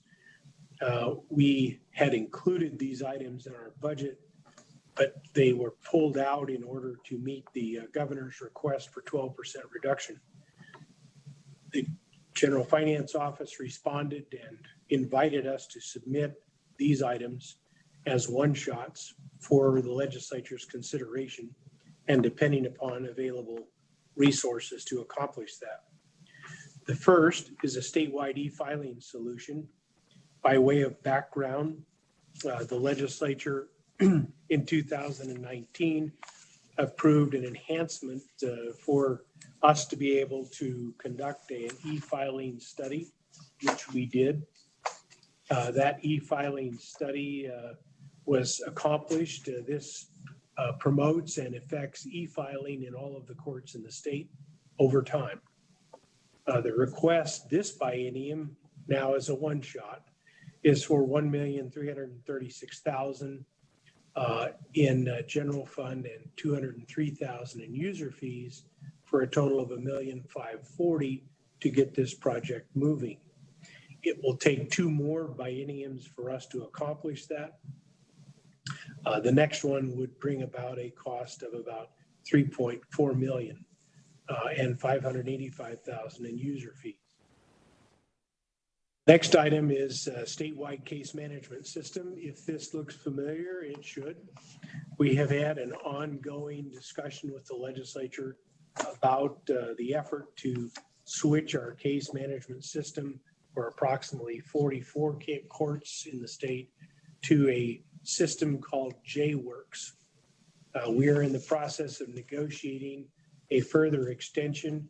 Hopefully, we'll know by May whether this request is even necessary, but we have included in our list if in fact we're unsuccessful in getting the vendor with whom we're currently in arbitration to resolve that issue. And lastly, we have made a request for $231,000 for disaster recovery equipment and replacement as needed. I believe that covers our presentation this afternoon, Madam Chair and Senator Brooks. And if you all have any questions, we'd be happy to address them. Thank you very much, Justice, and congratulations to Ms. Sweet on her retirement. Thank you for your service. We appreciate it. I think the guys will do okay without you for a while, but I know they're going to miss you. So I'll go ahead and open it up to committee members for questions. But before I do, Justice, you and I have had a couple of conversations about the administrative assessments, and we now see what happens when those drop. I mean, we're basing your budget on people doing something wrong. So if everybody did everything right, that money wouldn't come in. But we just had an example of it through the pandemic of what really happens when those dollars don't come in. So we look forward to having the conversation with you through next session, just to be able to analyze that so that we have some real data to be able to talk about. So we'll be working with you on that through the session. So committee members, are there questions for the Justice? Madam Chair, may I? Speaker Frierson, please. Thank you. And it's not a question, but I wanted to thank Ms. Sweet as well. And note, I don't know that I've known a Supreme Court without her being a part of it in some way, shape, or form. But congratulations, well deserved. Thank you. Thank you, Speaker. Other questions or comments from committee members?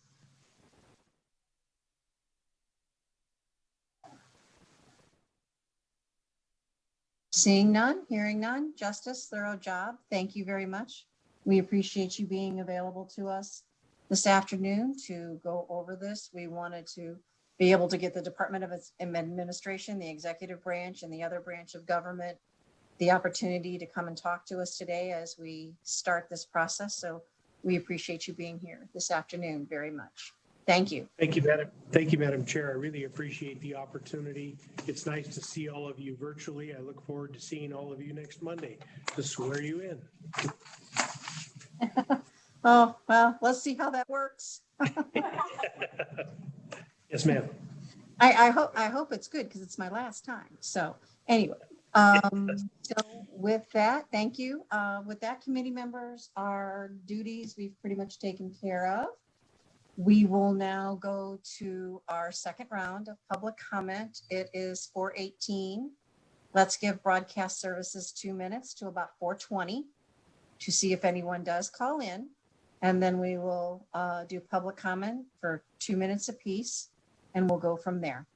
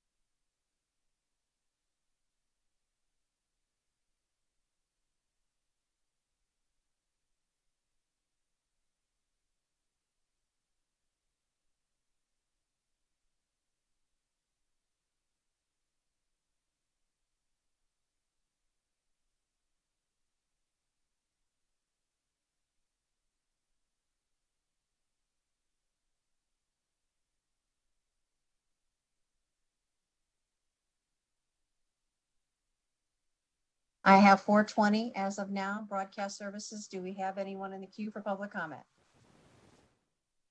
Chair, this is Broadcast. The public line is open and working, and we have no callers at this time. Thank you very much. Appreciate that. So committee members, thank you all again for our first day of work for this next legislative session. See you all tomorrow. And again, if anyone has any questions or any concerns, I'm always available to talk about anything that you need to. So please don't hesitate to reach out. Thank you, Senator Brooks, and all the committee members. So we are now adjourned. Have a good evening.